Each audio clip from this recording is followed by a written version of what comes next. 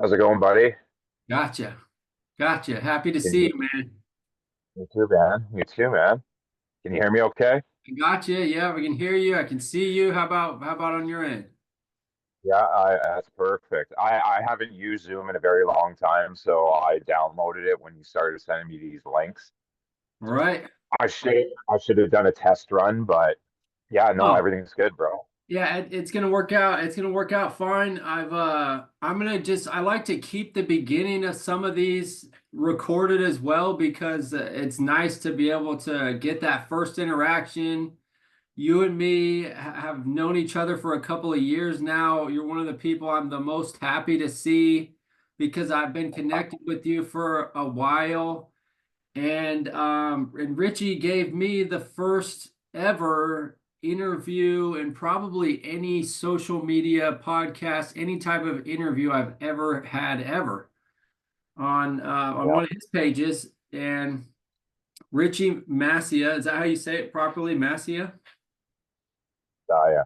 Almost Messiah. like the And Messiah, bro. yeah, well, and I had to ask him about that too a while before because his Richie's been one of the original, I would say, uh, advocates on social media for fathers' rights and has done some of the most work that has ever been done out there. And it's a rough road all over the place. We can be riding high for a little bit and then get knocked down at any moment and then pick it back up again. And even before trying to be an advocate or anything, going through family court in itself, in my experience, I think Richie too, it's like you feel like you have to start over from scratch again and again and again. And so that's part of the reason why I tried to start this platform and learn from other people who inspired me, like Richie,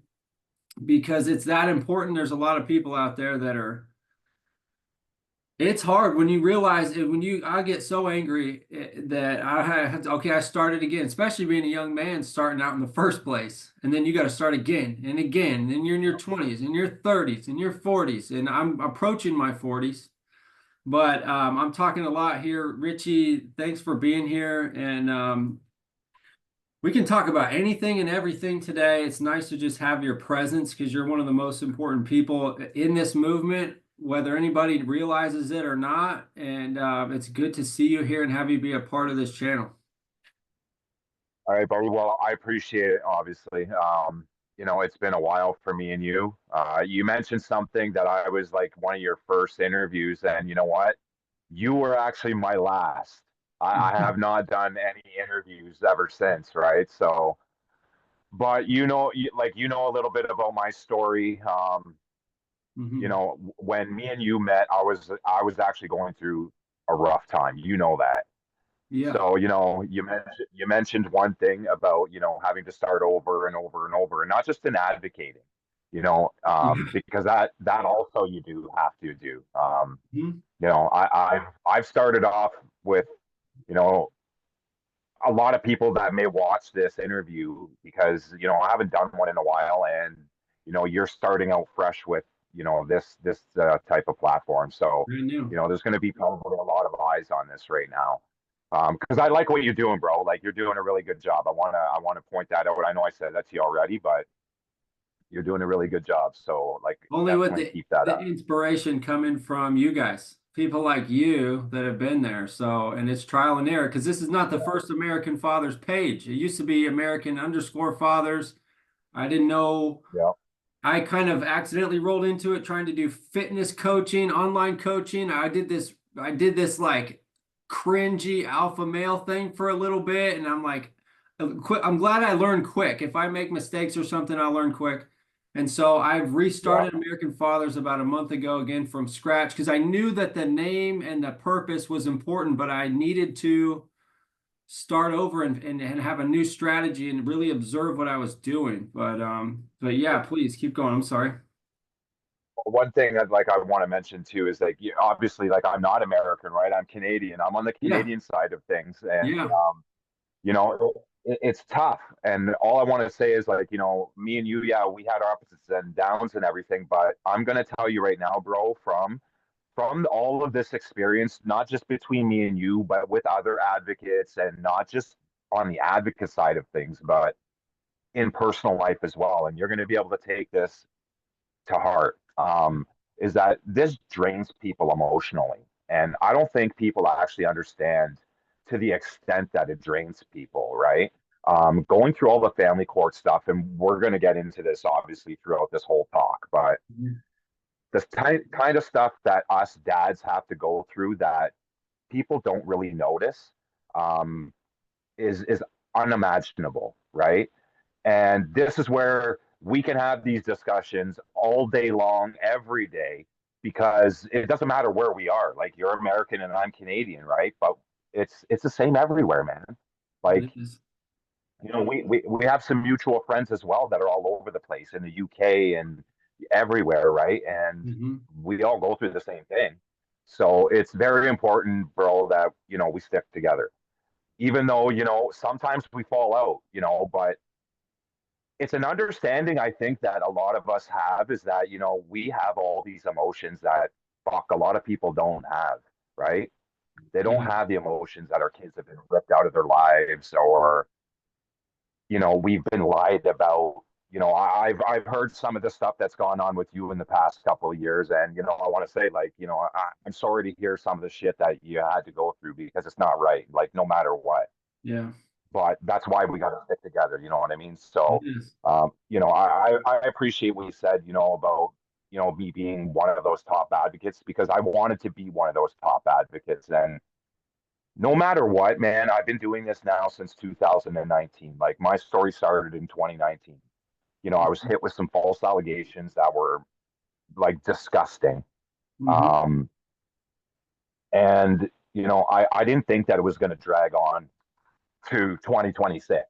Never. We never Like, and do. I'm not shitting, like, still going through it, Yeah. so, um, but, it's draining. I know it is. You have these ups, you have these downs, but I'm going to tell you that once you, go through all those allegations and all the emotions that go through it, I'm being dead serious. And, I want to be as serious as possible throughout this whole thing, is that you're going to have actually more lows than you will highs, until we start having more of these discussions and more people start banding together, because this fucking system, brother, is crumbling before our eyes. It's not just the system itself, it's really society as a whole.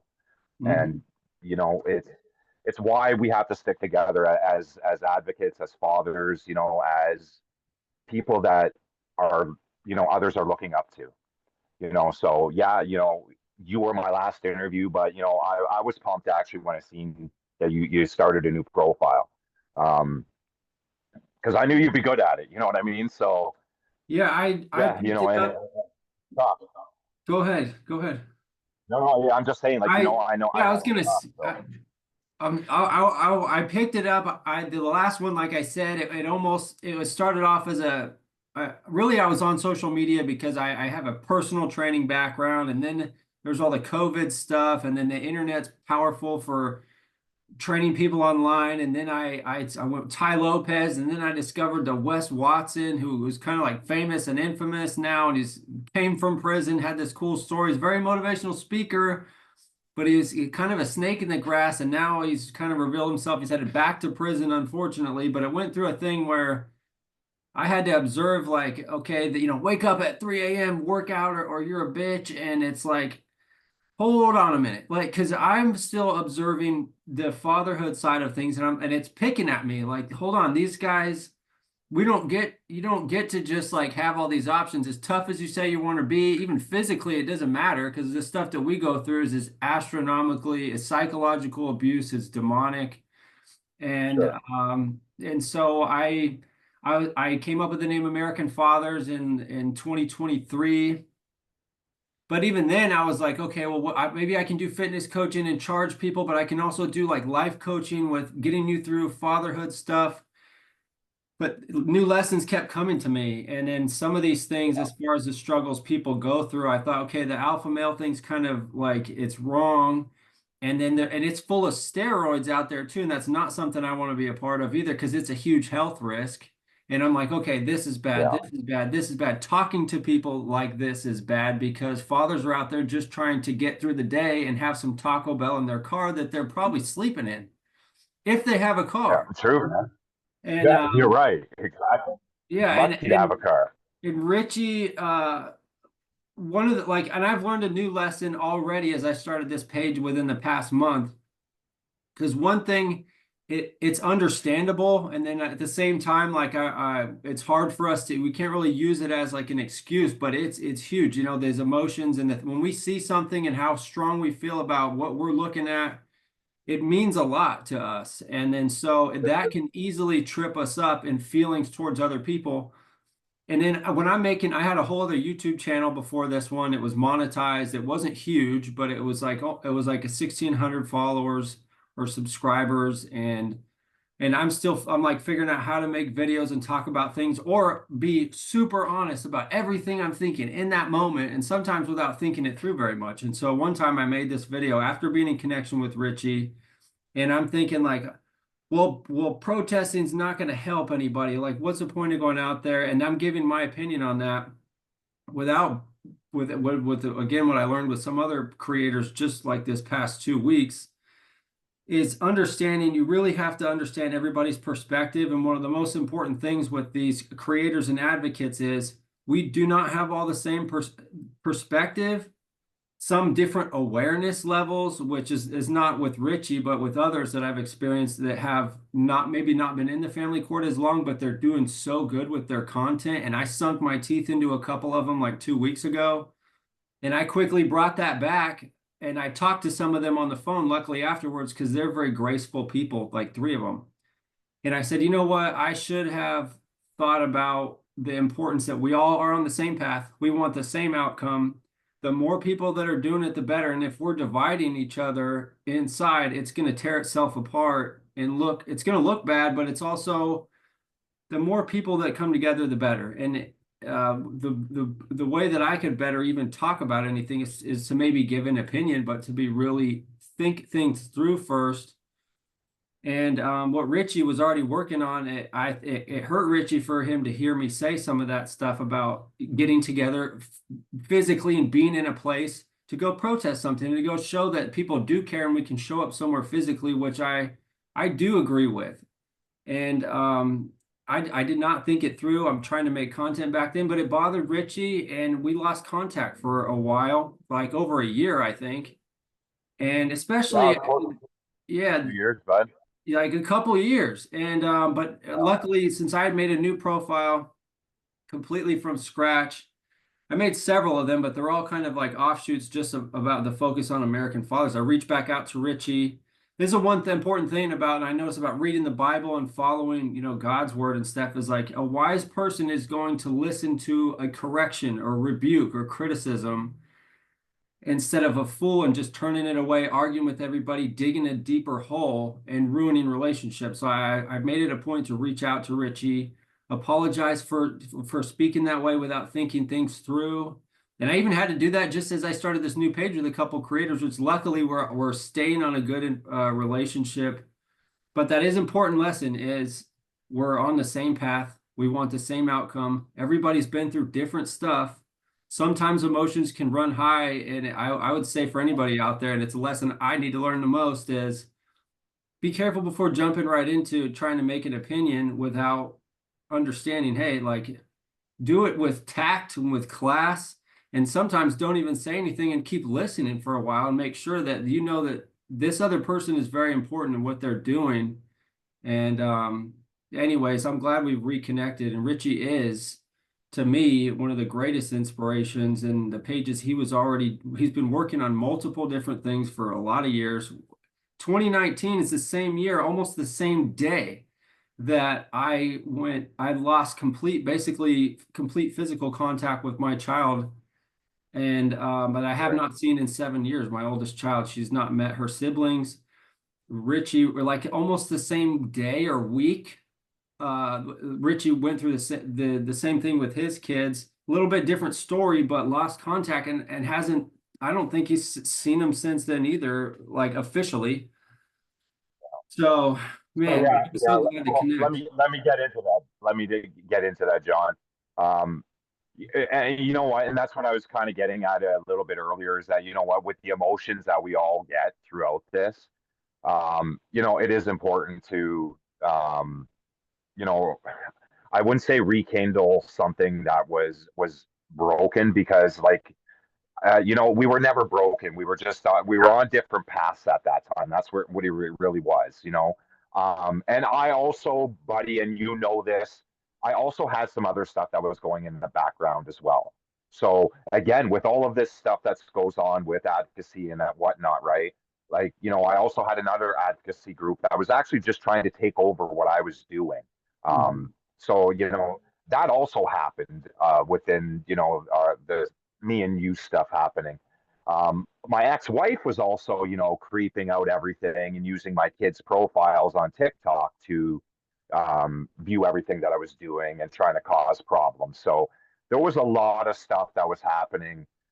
You know, when I tried to do that final protest, which would have been uh, April 24th of 24. Yep. So it's been over 2 years now, right? Yeah. But one thing you said is, you know, like, you know, you're going to do things that, you know, especially with the evolution of how our society's kind of gone. And here in Canada, right, like in 2022, we had what's called the Freedom Convoy. I'm sure you've heard of this, right? So, um, you know, ever since then, a lot of people are really afraid to have these types of protests and gatherings because of what happened then. You know, Yeah. our government is actually still fighting that, even though our government lost. You know, so I don't want to get into that because that would just be an excuse to what I'm really getting at.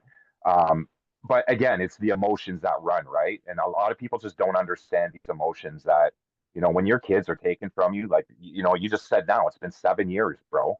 Um, it's been seven On years for seven me too, years. man. Yeah, You know, 7 years. yeah, like it hasn't changed. Like, you know, we're in 2026 now. So it's like, fuck, like, you know, my kids are older now. So like my daughter is about to turn 16 and my son is about to turn 14. So it's like, when, you know, do you stop sacrificing, right? Because that's what really I've been doing for these last 7 years is I've been sacrificing. Prior to that, you know, I had a pretty good life. You know, I was a single dad, kind of. You know, I was in a relationship, but it didn't really affect my parenting that I thought. Really, up until the final 6 months of that 2019 disaster, I call it. Yeah. Um, it was just a lot of games. Right? Like my ex was just jealous. That's all I can really say. She was jealous. Me and her, we had dated since like 2007, and then we got engaged pretty quick. You know, her father was dying of cancer, so we tried to get married in the hospital, but unfortunately, you know, it wasn't going to happen. So um, I asked her dad if I could marry his daughter and take their last name. So, you know, that shows the type of guy that I am, that I actually took my ex-wife's last name out of respect for her dad. Uh, Okay. so, you know, I was married from 2008. He actually passed away before we got married. So we ended up getting married at a place called the Ancaster Old Mill. It's a nice place, but it was fucking, now that I look at it, it was obviously a complete waste of money. Okay. But You're doing your best at the anyways, time, you know? exactly. And that's what I mean. Like, you know, I think of it now as a waste of money, but I guess back then, you know, yeah, it took completely different mindset. And like I said, you know, I am that type of person that I was respectful, right? So Hmm. I took her father's last name. The special And, thing. you know, yeah, like, you know, and we did everything that, you know, I guess, you know, by the book, you know, get married, buy a house, and then have kids. So that's what we did. We got married in 2008. We bought a house in 2009, and then we started our family in 2010. Right. So 2010, we had our first daughter. Her name's Kaylin, and it was a tough pregnancy because she was early, so she was in what NICU for quite a while, and we had to go home without her, so that's tough. But the I don't know, a few months prior to that too, like while my ex-wife was pregnant, we got in a car accident. So that actually still affects me to this day. Like, I'm at 46 now, but I consider myself pretty fit. But every day I'm in pain, bro. Like, I've ever since that car accident. But again, it's like, I look back at it as, yeah, it was a car accident, but also that was the same year that my daughter was born. So mentally, I don't picture the pain, right? Right. Um, but anyways, we Like had your moment. like kind of a normal fucking relationship. We had the normal problems in life, like family members dying, you know, just normal shit. House problems, stuff like that.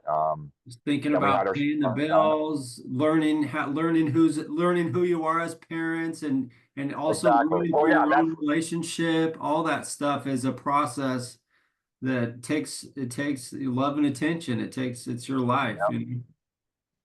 that's it, and that's really what you said there. Like really learning who you are as parents, right? Because again, I said like we waited, right? I was in my 30s when we had kids. Hmm. Like I'm 46 now, so I was like 30 years old when my daughter was born. Um, so yeah, we waited. So yeah, it's like you're 30 years old and now learning how to be a parent. And I'm not perfect, bro. I don't. Everybody knows I don't claim to be perfect at all. And I just try. anybody that's a parent knows, like especially with your first child and you're learning and like there's nothing perfect about it. That's what like being a parent is. You get to learn, and especially and then you guys had a second one and then you have some experience and you know what places you could have done things better. It's a growing Yeah, process, yeah, for sure. None yeah, of us are yeah, perfect yeah. parents. We pretty much wait. Yeah, we pretty much waited well 2 years, and then we had our son, and then that was it, right? So, Hmm. um, so yeah, I got the two kids, and there was a lot of stuff that happened. Like I don't really want to get into all of it, but You don't have to. just a lot of Yeah, stuff that yeah, like just a lot of stuff that had happened throughout life yeah. with that, right?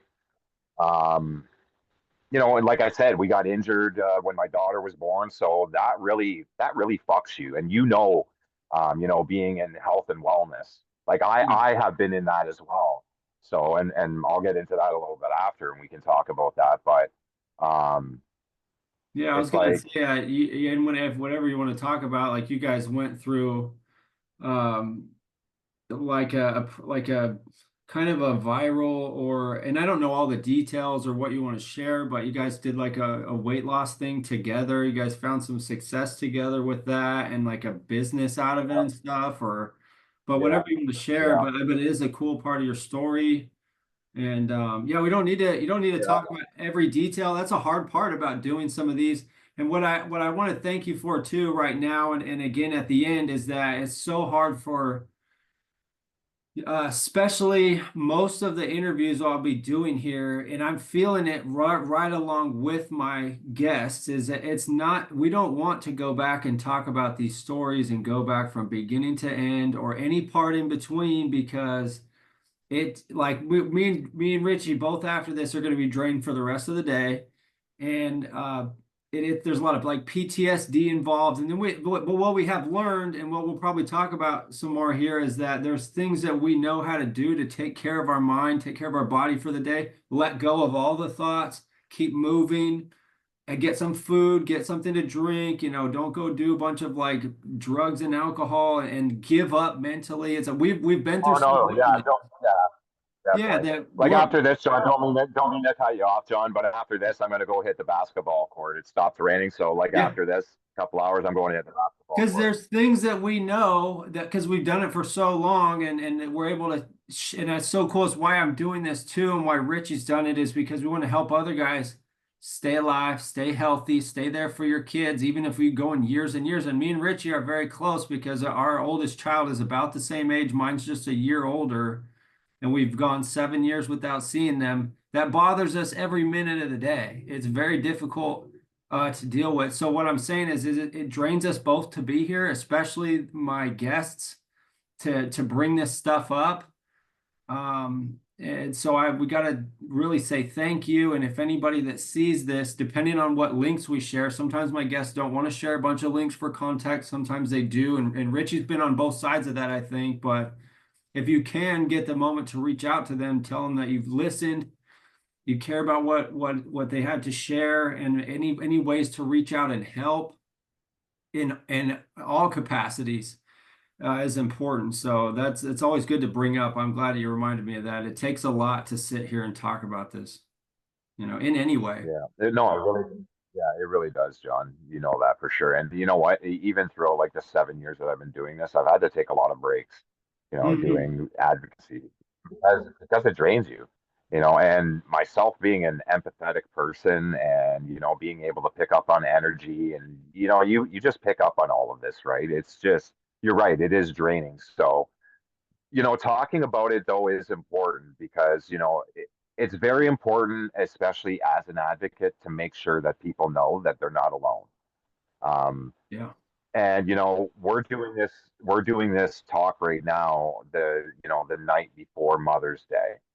So, Mother's Day is, no matter what, if it's Mother's Day or Father's Day, it's a day of parenting, right? So with what we're doing, being advocates and parents, and for children especially, I find it is important, for us to be able to talk about these things and not, feel ashamed of them, regardless of what it is. Again, we talked already, a little bit about how, we had a falling out, and that's fine. Again, I am an understanding person. You know, to go a little bit off topic, but it is important again. Okay. When I first started all of this, I went straight to social media immediately because I didn't know what to do. And Yeah. the reason why, John, is because I had experience in this. I went to school to become a paralegal. I was at the top of my class, and I worked at a family law office for a couple of years. I learned the ins and outs of the fucking family law system before I even got thrown into it. Hmm. So when me and my ex-wife actually did separate in 2017, we made it actually very clear that we weren't going the family court route. Why? Because I'd already worked in it. I'd already seen how it was. So Hmm. it wasn't necessary in our case, right? There was no family violence whatsoever. This is documented. There's proof out there, right? It's not like you just have to take my word for it. If anybody wants to research it, just look at some of my TikTok videos on my TikTok profile, Yeah. Yeah. and you'll see that I've actually posted the documents, right? So everything that I do, John, I have to give people evidence. Yeah. Um, That's the unfortunate so part and I because and I I do. relate. We're put in a position or an industry where it's like you're guilty until proven innocent, and then even when you prove yourself innocent, Right. you still there's this challenges No, that just but go on forever. New people, or I've had people I've known my whole life where they're like, "Oh, but did you really do anything there?" And I'm like, "No." And it's like it gets yeah, annoying, especially with like people that have been in your life your whole time. I think you relate to this probably too. I had people I was around for a long time, and I'm like, are you having any question on this? Like, what you're some of the people that probably should have been the closest throughout this whole thing. And but yeah, yeah, yeah, exactly. for sure. I, Oh I yeah, and know. yeah, like the family members, the friends, yeah, and I'm sure that everybody that watches this, because it'll mostly be people that have gone through, family court stuff or divorce or Yeah. being alienated from their kids. That's what this video and this interview will be geared towards, and everybody's going to be able to get that, right? Oh yeah. Everybody will be able Especially to this thing. resonate Well, false allegations are for copy sure. and paste system. It is how it is the design of those courts. It's copy paste, and we can see, which is pretty cool. that I can connect with through the internet and say, oh, this dude, the same thing happens in Canada, the same thing happens in the UK, in London, and I'm in Sweden. I've interviewed one of my first guests was in Sweden, same thing. And him and his wife, they split and they decided not to go to family court. Then one day out of the blue, dude, like the devil gets in their ears and these other ideas and plans and social support gets in there and says, oh, you should do this, you should say this. And then they feed and then they do it. And then all of a sudden, kids are not seeing their fathers anymore, which is more important than us not seeing our kids. It's what we're most worried about. The kids are not with their fathers. It's terrible, you For know. sure, like 100%, I agree. I know. So And, and another thing too is like, I want to say this again because like the whole draining part of the system is it's designed this way, and we know this, right? So, the more that I think people realize that this system just drains you in every fucking which way that it can, mhm. um, and the more that we can band together on this, because that's what I wanted to get into is like when I first started this, man, I went straight to social media, and I did an interview in January of 2020 with a lady. Her name is Karen Carrington. And, she was on CTV here in Canada. It's like a major network here. She's done some work on there. She's a fantastic lady, like fantastic. I'm still friends with her to this day. But she really gave me my voice. And I am actually going to credit Karen for giving me my voice. Yeah. She was doing this men series that was basically giving men a voice. And she wrote a book about it too. She did a little blurb about my story in her book as well. But that's what it's about giving people voices because like today, everybody wants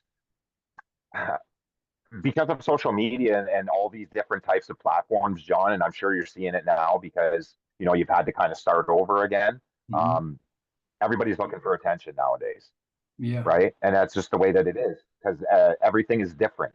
With technology and fucking AI and just everything, right? It's like almost Mhm. like a takeover. So it's really important that when if you're going to advocate, especially when you're advocating like how we are, it's important that we tell the truth for one, right? Yeah. And if you can give evidence, then give evidence.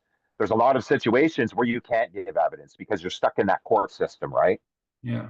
And that's what I don't want people to think that you have to do this because you don't. But I did. I went the other way because I again worked in this system already. I knew how I was going to process. I knew how it was going to play out for me as a dad going into the system with what I was accused of. I knew what was going to happen, and I Yeah. wasn't wrong. I'm still going through it now, man. So Yeah.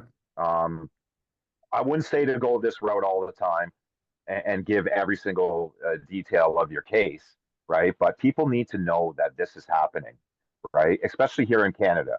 Um, right now in Canada, they're actually trying to silence the term parental alienation. If you can fucking believe that, they're trying to eliminate the term from even being used in the courts.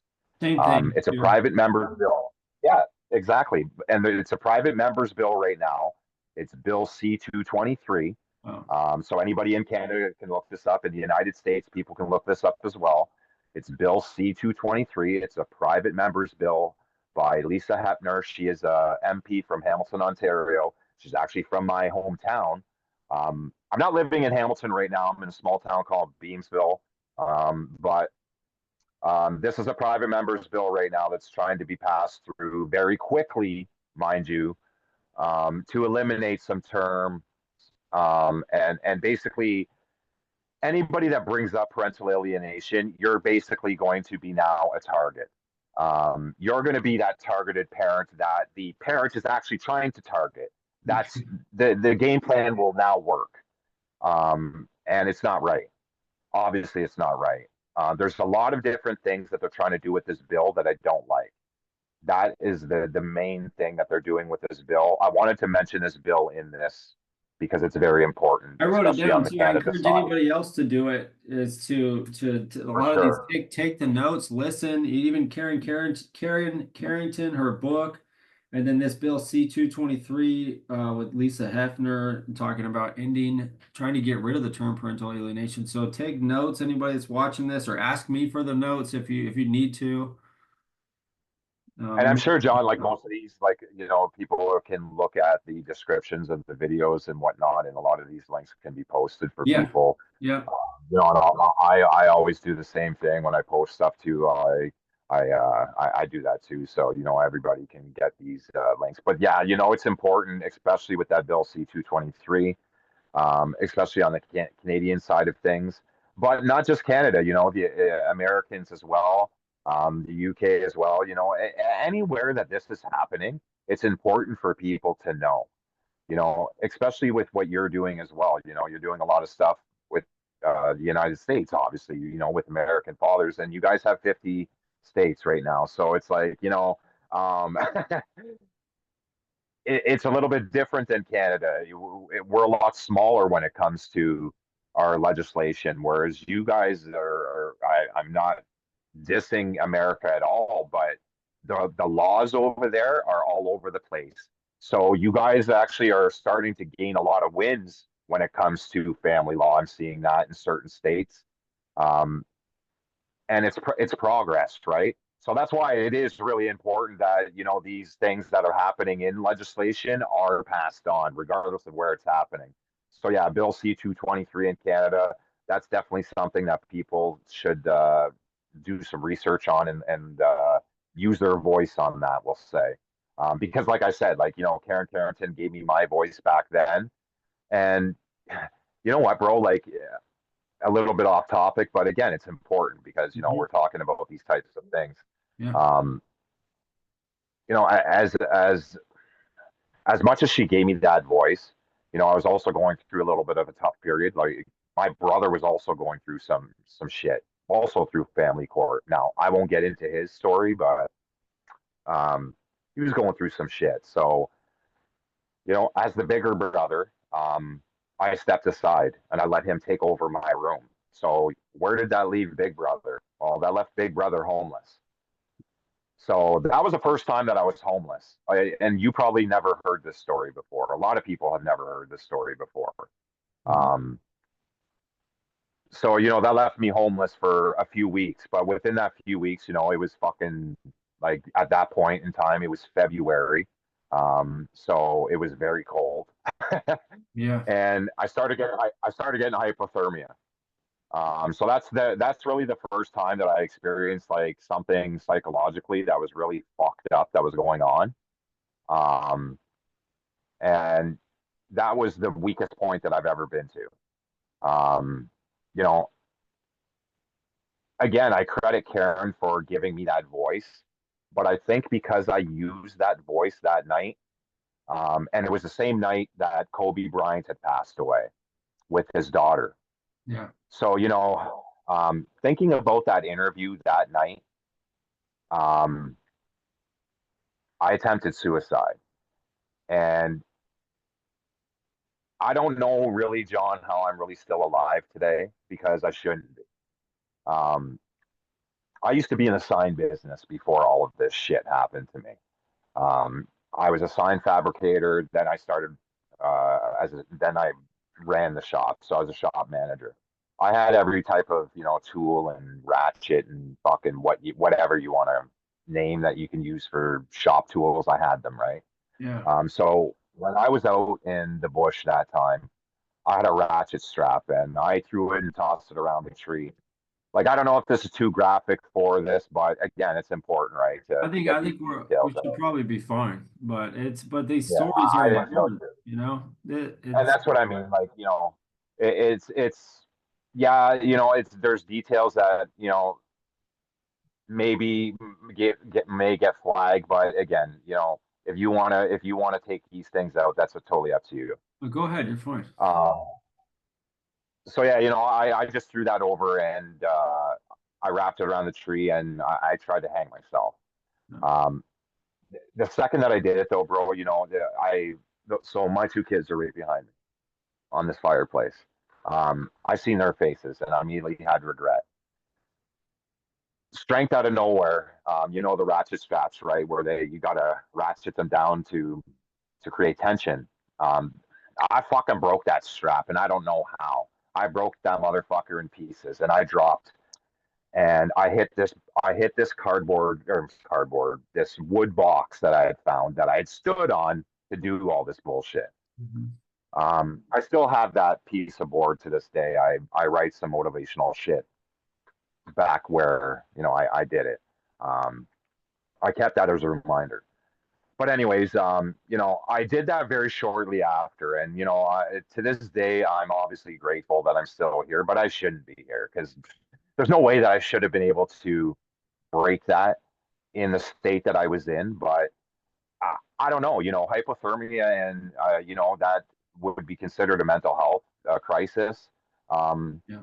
does a lot of shit to a person, and you know that, right? So you got to have gratitude for certain things. So, even though, I did that interview and I obviously got a lot of stuff out, it was that night though when I was thinking about it all and I was thinking about, Kobe Bryant and being with his daughter and that's how it ended, for him. And I was in that bush that night in that fucking tent, and my feet were freezing. So, and the hypothermia and everything. And all I could think was, I'm not even here with my kids, and I don't know when I'm going to be next with my kids. Because, when you're getting hit with false allegations, you know that it's going to be a long time. Yeah. That whole court process takes years. Yeah. Um, Just the hope so, gets yeah, just beat out of you in so many different ways, and then we are designed internally to push that aside and keep going and push that aside and keep going, and a lot of that builds up and a lot of like comes back out of nowhere. It could come back while you just woke up. You're supposed to be fresh in the day, having a coffee, and there's sunshine, and it smacks you again, and I'll tell anybody like some of the worst times to start thinking about it in case you're struggling with it, at least for me, has always been if I'm just laying down for the night or if I'm just waking up in the morning, I'm still laying there because it's almost like the rest of the world isn't there at that moment and they start getting into that thought process. It really just for me. I've heard it's different for others as well, but it compounds really quick, and I start thinking I should have said this, and this shouldn't have happened. This person did this, that person did this, and didn't do this. And those now I've learned it's like okay, not right now. I'm not even gonna think about any of that right now. And I shut it out, yeah, and then later, the good part during the day, and you're eating or something, and you're feeling better, and then you're in a healthy place to think about some of that stuff because you do need to think about it and keep moving forward. It's easier, and you're in a healthier state of mind, it's not like this for everybody, but just find those places in your own day, your own cycle that you go through, and know when to stop thinking about it and know when to okay now right now I'm in a pretty good spot. I'm feeling very positive and I'm looking at this thing differently right now, and then I see a road ahead instead of those other spots where it's like dude there's no road, this is bad, this is really bad, there's no place out of this, so you know yeah, it you know for you know sure. it, but And yeah, like a lot of it you're talking about actually, John, is, and that a lot of people will understand that are watching this, but it's the complex side behind post traumatic stress disorder, right? The CPSD side of everything. Um, yeah, yeah, it's complex. It's not because it's not just the kids part, right? It's not just you losing your kids. That's what I think people are missing. It's not just that. It's Mhm. you actually losing a piece of yourself. Yeah. Like, and I know that people are watching this are going to resonate with what I'm about to say because you do lose a piece of yourself, bro. Mhm. Like, no matter what, those kids are you, right? They're a portion of you. They're not just you. You're, with your significant other, or, whoever else you've had your kids with. They're a piece of you, right? But they're you, no matter what. I firmly believe in that. I'm not religious. I'm spiritual. So, I believe on the spiritual side of things that everything's energy, and that type of energy. You miss that type of energy. It doesn't go away. So, and it's the same thing with feelings. It's the same thing with the stress part of things, the mental anguish of everything that you're going through. um, you miss certain things in your life, right? And that's what people don't understand. So that's where it comes into. It's not just PTSD. it's CPTSD, right? Because it's complex. Like, and this is, something new that, psychologists never really thought of back in the day. The complex side behind it, things that it's not just, the kid's part. Like I said, it's you lose your fucking dignity as well. Like John, like I'm 46. My situation has gotten so bad, that like, being an advocate of all of this for, as long as I have been, I haven't done it for a little while now because I literally did try to do something different, like you did. You know what I mean? I tried to do something different. But unfortunately, advocacy always calls my name because that's who I am. I am a fighter, and I do try and stand up for people, and I try to stand up for the underdogs and the people that are shunned away by society. And maybe that's because my upbringing, and I got ADHD. I'm sure people can tell because I rant. This whole fucking video is going to be a rant, No, it's, but it's important. um, It's just in your heart. You got a spirit in you, and that's what was a part of why. I mean, when I did that interview with you, I wasn't even sure what I was doing with social media. And I had a social media background. I had paid money before too to learn a lot of things. But what was really happening to me was I was slowly being guided in a direction that I didn't know, and I knew that this was important, and I was trying to do like some like fitness coaching and life coaching and stuff and try and portray myself a certain way. But there I was still outside of that bubble, connecting with someone like you and saying, no, this is actually so important to talk about these stories. And we got into my story. This was like in 2022, 2023, maybe early 2023, something. And yeah, I remember I was still out in San Diego and we were in me and my wife were in National City at the time, but it was important. It still pulled me towards this direction because it's a part of us yeah, that knew that it was something that needed attention, even if we didn't know exactly why. We knew why, but we didn't know all the reasons why and why we kept being pulled towards it and how it really takes over. Because we're serving other people just like we want ourselves to be helped. We're trying to be there for other people, put ourselves that's out it, there to John. tell a story. That's it. And you know what? I think part of like what you said, an extension of that is I think it's also because we know what it feels like to Yeah, be on that side. You know what yeah, I mean? Like I do, I do. And and again, I've been on both sides, and it's tough. Again, talking about like CPTSD and shit like that, and just the mental block. You can't even deny that you don't have some sort of mental health issue coming out of that family court system, yeah. It right? tears With you apart. if you're if yes, if you've been falsely accused of anything, right? That's going to fuck with your head no matter what. Mhm. 100% it's going to fuck with your head. So if you've been on that side of things, there it is, right? But also now, if you've been alienated from your kids, which is happening a lot nowadays, right? With just how our society has drifted and gone in every direction, and society is so divided and broken. Um, there's a lot of that happening now, right? It's bad mouthing, talking shit about the other people, whatever the case, right? Yeah, So, that's happening a lot in our society, which is obviously trickling off and going really affecting our kids, um, and our future. We're just going to say it the way it is, mhm. our future is looking grim if it continues this way. So, again, it's important that people like us stand up and speak about it. And you have to have these tough conversations, man. I've been saying this for a lot of people, but then I'm guilty of it as well because, like I said, and we talk about it a lot, and we've talked about it numerous times. It's draining, Yeah, and it is. You took a break. You've had some shit that's happened to you since even me and like you last talked. yeah, Um, like you went through some allegations as well. You know what I mean?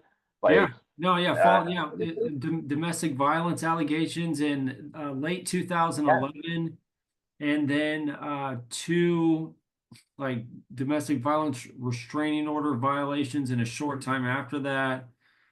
But then going through, like out where I'm at, and really a lot of places, like as a young guy, when you're not in college or anything and you're looking to get a job, oil field work is like, well, and at a young age, early 20s, a lot of guys that get into it and then you can build a career out of it and stuff. And here I was like, okay, this is one of my only shots.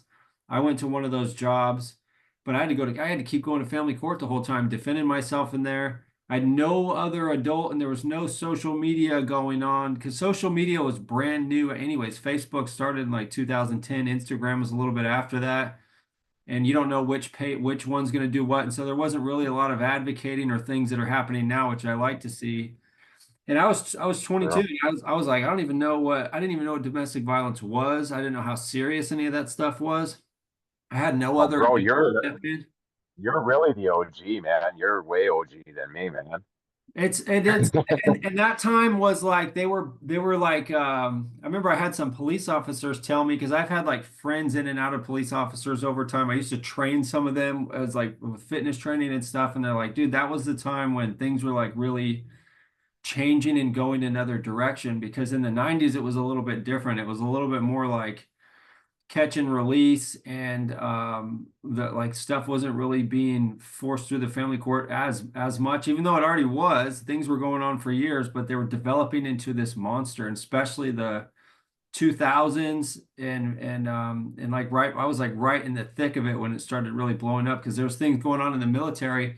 After that happened, I was looking for work and stuff. I even went and talked to the Air Force, the Navy, and then part of the Navy, which was the Marines and stuff. And they're like, actually, it's such a like, when something's all over the news right now and it's a big deal, and that's like this sensitive subject. They're like, oh, dude, they're demoting people who have been had like big promotions or big levels and stuff right now. If there's anything in their background, because everybody's searching through it right now to get all the canceling and stuff going on.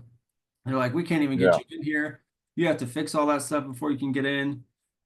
And so, but yeah, my father had passed away when I was 16, like a couple years before all this happened, and I was 22 when it started going down. And I had nobody. If an adult would have stepped in or any other male figure, but even then, they didn't really understand either what was going on to step in and say, even like with my police report and say, "Oh, dude, take this to trial. Like this is ridiculous." And I still have to wait a couple more years before I can even specifically talk about that because I'm still sitting in some of this stuff right now too. The domestic yeah, violence exactly. restraining order is dangerous eggshells for anybody. Do not mess with it. Especially, it's mostly about no contact or indirect contact, trying to say something to them or have somebody else say something to them. Don't talk to them. Don't mess with it. Stay out of their life. And another thing I was gonna say is like it's the dealing with false allegations, especially if it's your first time, and you could even be in your 30s or 40s and face it for the first time, and it's very difficult to deal with. But I'll say, um, just take the punches with that. Do not put your headspace in a place where, well, what's everybody going to think? How am I going to explain it? I'm going to go date somebody new. How do I explain it to them? Maybe I should tell them now. Maybe I should tell them next week. I don't know. Like, how do I even talk about this? Don't let that bother you so much. And Yeah, you don't have to go sharing or worry about sharing with everybody. Of course, you want to be upfront with somebody that you're intimate with or something, but the right person is going to already be there supporting you and listening and asking you and interested in your life. If you're dating the wrong person, they're not going to care and they won't even want to listen anyways. I used to have so many different girlfriends like that and places times I shouldn't have even been dating. The right people you're will right. be there and be around you. The wrong people. I didn't even really have an issue with somebody that was like, "Oh man, what's up with that? I don't want to deal with that." But it's the ones that are listening are the ones that are more, important for your life. And I will say, well, one Definitely. part where I was going through like the domestic violence restraining order, like violations right after I was given the first restraining order. I was dating a girl and she was pregnant, and then I had to keep going to court, family court, and then I got arrested over that. She didn't want to deal with it. She ended up getting an abortion and breaking up with me. And I was like, that could have been a whole other family. It doesn't bother me this today anymore, but those are huge. And then it's like, dude, you talk about the mental load that comes with it. And then you're like, oh, there's another family I could have had, and it could really drain you down. have some faith in the Yeah. future, let those things punches come in and say, hey, this is what I have to deal with. All right, I'm just going to keep going through the day. I'm not going to overthink all of it and have some faith in the future. But this is a place for you to talk. But I just wanted to add to that. It's important to not let it get you Oh, so hard. definitely. No, I'm glad you touched on that, John, because that's another part that is the complex side of things. Is that's Yeah, another extension of it. And it's true. Is that your relationships even fucking start to crumble. We're gonna say yeah, ever since this happened, bro. Like many.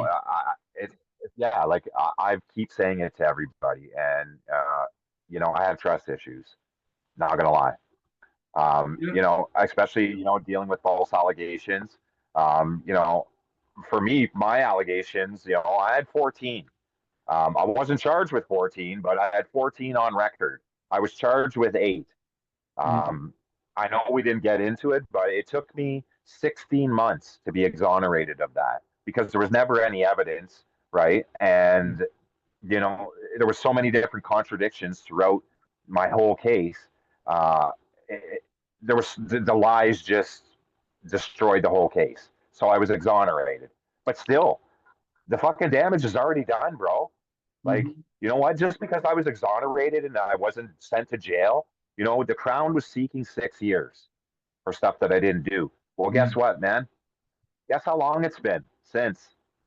A We lot know longer than it's that. been six, Yeah, 7 years, right? So I've already done that sentence. I've already done that sentence, you had to right? do it Sentence is anyways. over.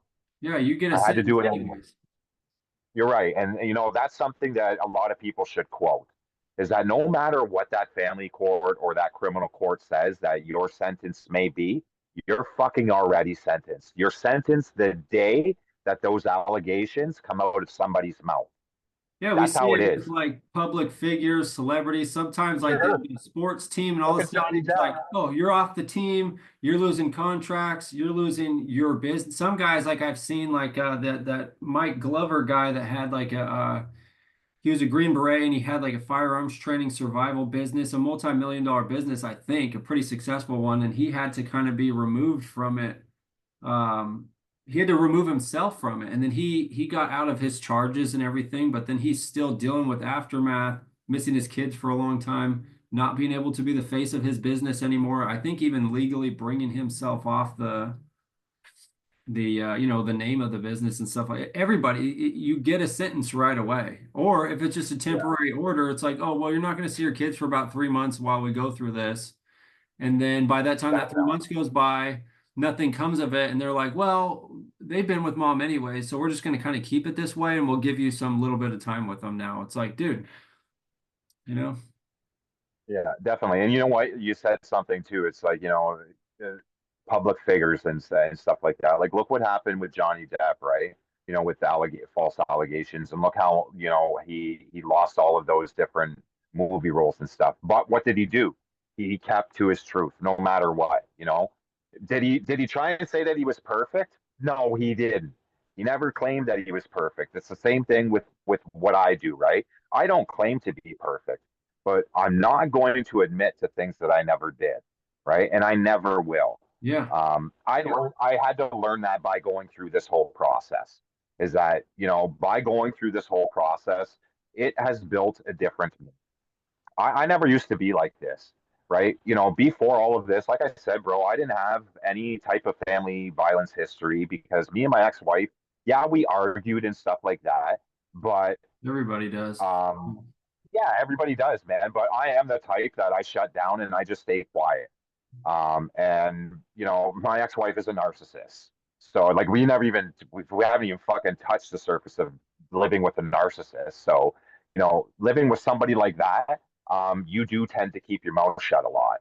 And Yeah. just with my upbringing and, I was an abused child as well, sexually abused as well. All of this shit was actually used against me in my court So and terrible in that they my would house. use It is on you like that. And for, but for living sure. with And somebody like that, you don't anything you say. it's just going to turn into something worse. It's like, oh, you want to say Yeah, something? Guess how bad it's going to be now. That's kind of what the yeah, turnaround is. So then you end up becoming kind of a ghost, or you're like, well, I guess I can't even say anything definitely, about that. I can't even definitely, talk today or definitely. whatever it is. I know about that. Yeah. So A lot of the yeah. So boomers then do too.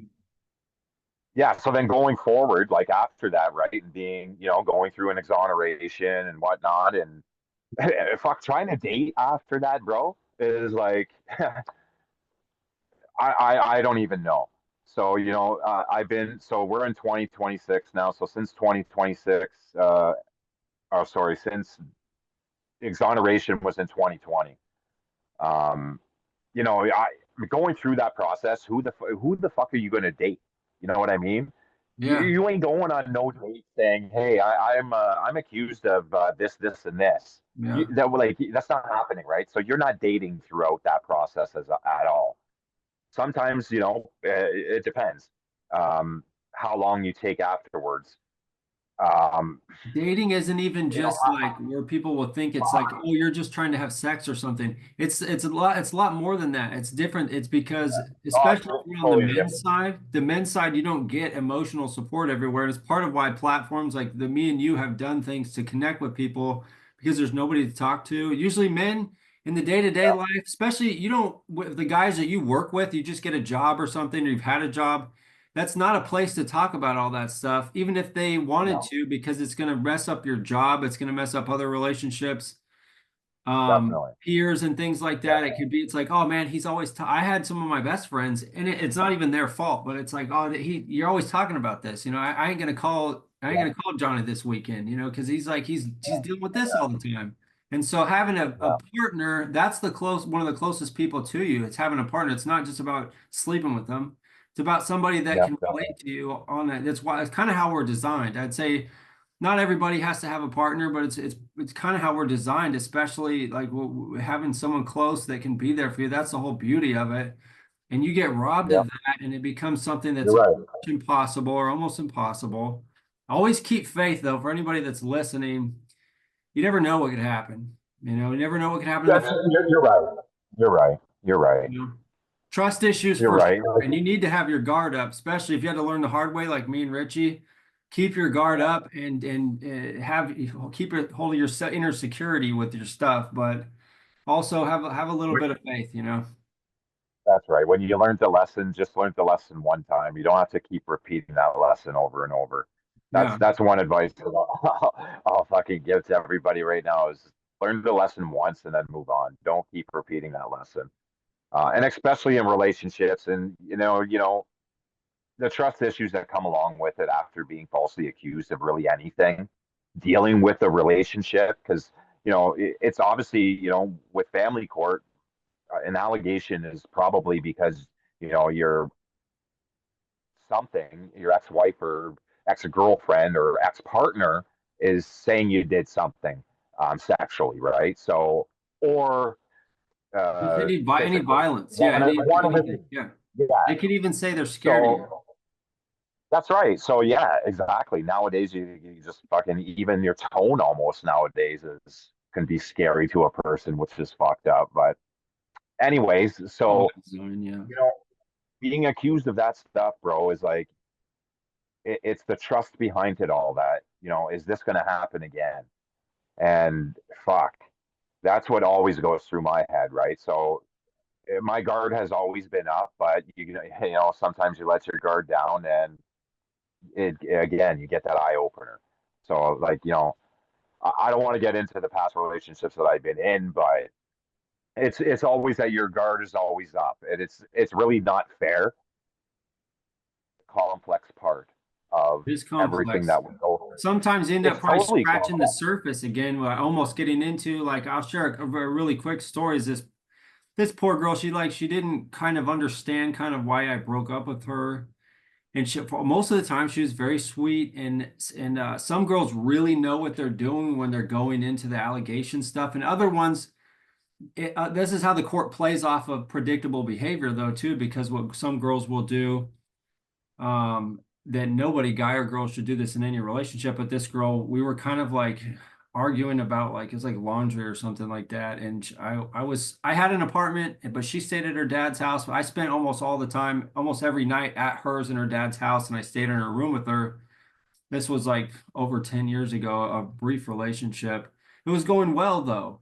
But when we kind of were arguing about something, I was like, oh, okay, well, I'm just going to take a break and like leave for a while. And I was inside the room. Well, she stood in the doorway and I kind of had my stuff in a laundry basket. I didn't have much. I had some clothes, maybe like toiletries or whatever, hygiene stuff. And I was like, oh, I'm just going to take this and I'm going to go. And when you're in it, in a little argument, when you're, especially when you're younger, or you haven't been in a lot, you kind of overthink like, oh, it's all going to be over.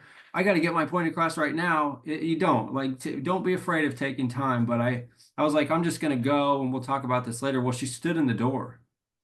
And I had already been through this stuff with the allegations and things before. And it actually scared me. I was like, man, I can't.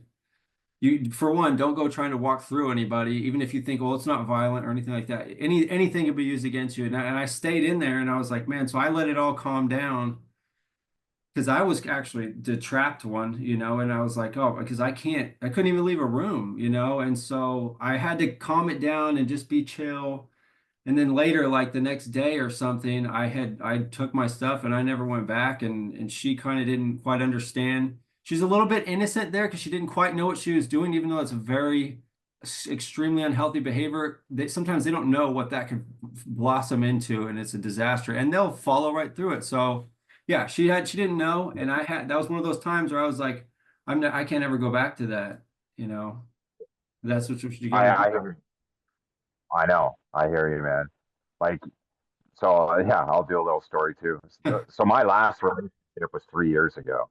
Um, it was 2023, and fuck, it was. I can actually tell you again, it was the whole trust issue thing, right? But I kind of got triggered a little bit. And again, it wasn't her fault, but, getting triggered within the whole family court stuff thing. I had FaceTime access with my kids because I live 500 kilometers away from them. So, I had FaceTime access with them 3 times a week. It just abruptly ended in October of 2022. So that's really the last time, October of 2022, that I've actually spoken to my kids in Yeah. any type of capacity. Is then. Uh, that's a long time as It I'm is. saying It that, goes away quick. It goes past quick. right? Like, clearly, yeah, it feels like just yesterday sometimes. So yeah, that was the last time. But that's the last relationship I was in. Was crazy because going through this whole process and shit with the courts and the accusations and shit. I didn't even argue with this girl at all. Like, we didn't have one fucking argument, right? But John, I knew that she was cheating on me.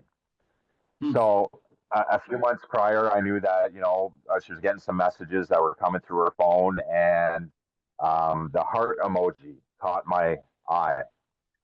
I'm trained, right? So I was trained as a paralegal. I've worked in the family law system. I've also taken a private investigator's course.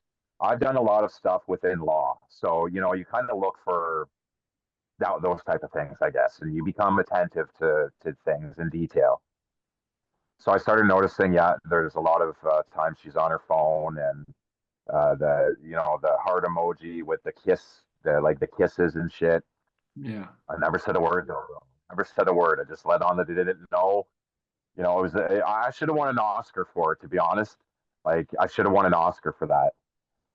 But anyways, life goes on, and I was going through this kind of depression with not seeing my kids on the FaceTime. But that's what woke me up out of it.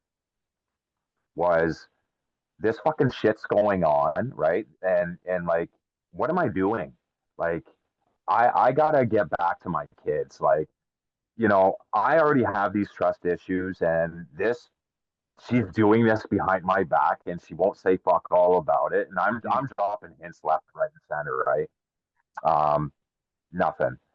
So finally, I thought she's finally going to tell me. No, she breaks up with me, but doesn't tell me that she's cheating on me. Just tells me that it's not working out. Um, and her mom had cancer at the time too, which kind of fucking fucked up that you're cheating on your boyfriend and your mother's got cancer. But anyways, Yeah. that's just how some women are, right, bro? Yeah. Um, Yeah. anyway, so she doesn't tell me, but tells me it's just not working out. So whatever. I tell one of my friends though that is mutual with her that I already know what the fuck's going on, and I was kind of I felt bad for her that she didn't respect me enough to just tell me to my face. Like she felt that it would hurt me so much, I guess, that she couldn't do it. Well, I already knew, right? So just tell me. And I've always been that way ever since now. Like if anybody's got something to say to me, just fucking tell me. I've already experienced the most hurt that I Yeah. ever can feel by losing my kids, Yeah. right? And I'm sure you could feel probably the same thing. So Absolutely. pretty Well, much that's anybody why we're here.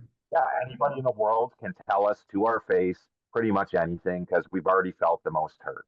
Yeah. Um, fuck, that didn't happen. So, but even going through other relationships and stuff like that, and trying to go on dates and stuff like that, I would be like, I don't argue with anybody anymore. Like, and that's just how it is. Because John, honestly, you don't know where things can go these days, right? So Yeah. your best bet just to always because I've already learned these lessons, man. So this would be some wisdom that I'm passing on to others that you've gone through these things, and if you're having those trust issues, just don't ever let it get to you to that point, right?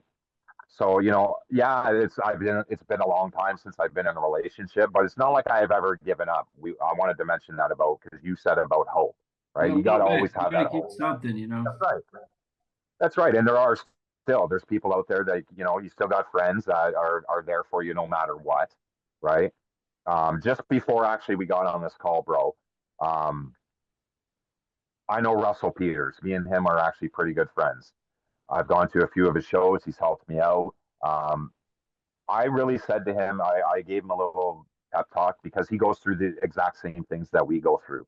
Comedians and famous people, they can go through these things Oh too. yeah. They're human as well. Oh yeah. So that's the human element and the type of person that I am, that I know this. So, me and Russell have this type of relationship that I don't treat him like he's a celebrity. I just treat him like he's like my big brother type of person, right? Yeah. Um, so, I said to him tonight, like, with what's going to happen with me, if all I can ever offer you is the advice that has been given to me and passed on to me, then I'll continue to do that. Because with people like him, right, not everybody is going to be understanding. Most people are just going to be in awe that he is who he is, right? They're not going to just fucking realize that people are human and people have human problems. It's an interesting Um, dynamic, right? Because they're not going to be, and the unfortunate part about what I've noticed about people who are maybe famous or something, and you're around them. I've been around a few, and most people don't even treat them like humans, and it's like, oh, whatever you say, like I'll do this, I'll show up, I'll do this, or whatever it is, and then really they might be waiting for somebody. Not that everybody has to try and be that person for them. If it's there, it's there. If it's not, it's not. You understand these things, and when the creation is putting this before you. But in Richie's position too, it's like they need to be treated like a human. And in Richie's case, like he's able to talk to them about something nobody else would even think about. that's right, and that's what I'm getting at is like with people like especially like Russell, where he travels the world. He's fucking constantly on the go. So you think that, well, he doesn't spend time with his kids anyways. Well, you know what? Just because somebody's out doing something doesn't mean that they're not a parent, right? They still have feelings. What do you think he's doing? He's trying to build that future for his kids, right? So he's giving up what a lot of people that are judging him on that, he's giving up what you guys will never give up for, Yeah. right? It's the same with what we do, right? With our advocacy, is we're giving up things that a lot of people that are sitting at home that might be judging us on these things, we're giving up things that they're never going to do. They're never going to get off their fucking couch Yeah. and ever pursue it. Whereas we are trying to do these things. So especially again with a guy like him, where he's on the go, and yeah, maybe the only time he gets is an hour or two a FaceTime call, right? So taking that away from a person like him or a person like me who went through allegations, completely different, right? But went through allegations, and that is all we have. with our kids and that's taken away, Mhm. that's a different type of pain and a different type of emotion that a lot of people just don't have, right? So you have to be a pretty understanding person, and sometimes, dude, that's all you can give. You know what I mean? Like I can't really give you a lot as well, but I want to give you hope that what you're doing is the right thing. Like no matter what anybody thinks, or they might look at a video and they might not like it, or we all get judged no matter what, dude. Yeah. Um, it's the basis of just being human and having that Go human ahead. element and having a different emotion that a lot of people don't have.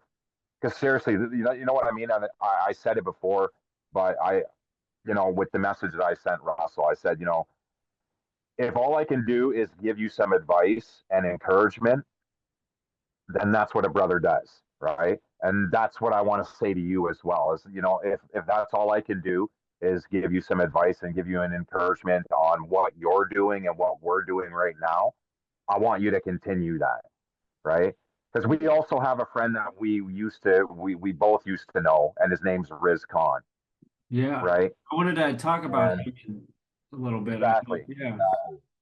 that's why I wanted to bring that up because it is important that that's what you're doing, right, with American fathers, is you're trying to Yeah. get fathers together, and I respect that. Um, when me and Riz met, we'll talk about it now. When me and Riz met, I had my first platform, which was a Father's Truth, Hmm. and that's the very first platform I started with, and I had that platform for nearly 5 years, and then kind of switched things over. But I met Riz through a Father's Truth, and me and Riz used to have these same conversations that me and you are having.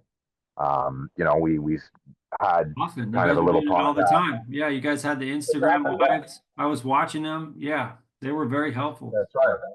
That's right. And Riz went through all these things too. Same type of thing though. Riz was like, trying to change his life. So he went into acting and modeling and he was doing very well for himself. But he was still going through this whole fucking court process. Um, and we tried to help as many people as possible throughout everything. But again, like we already talked about multiple times, dude, it's draining. And it is. Yes. It's draining for anybody that goes through this system, no matter what you do. So you got to take breaks. You got to go recharge your system. I know you Yes. like to work out and stuff like that, so that's good.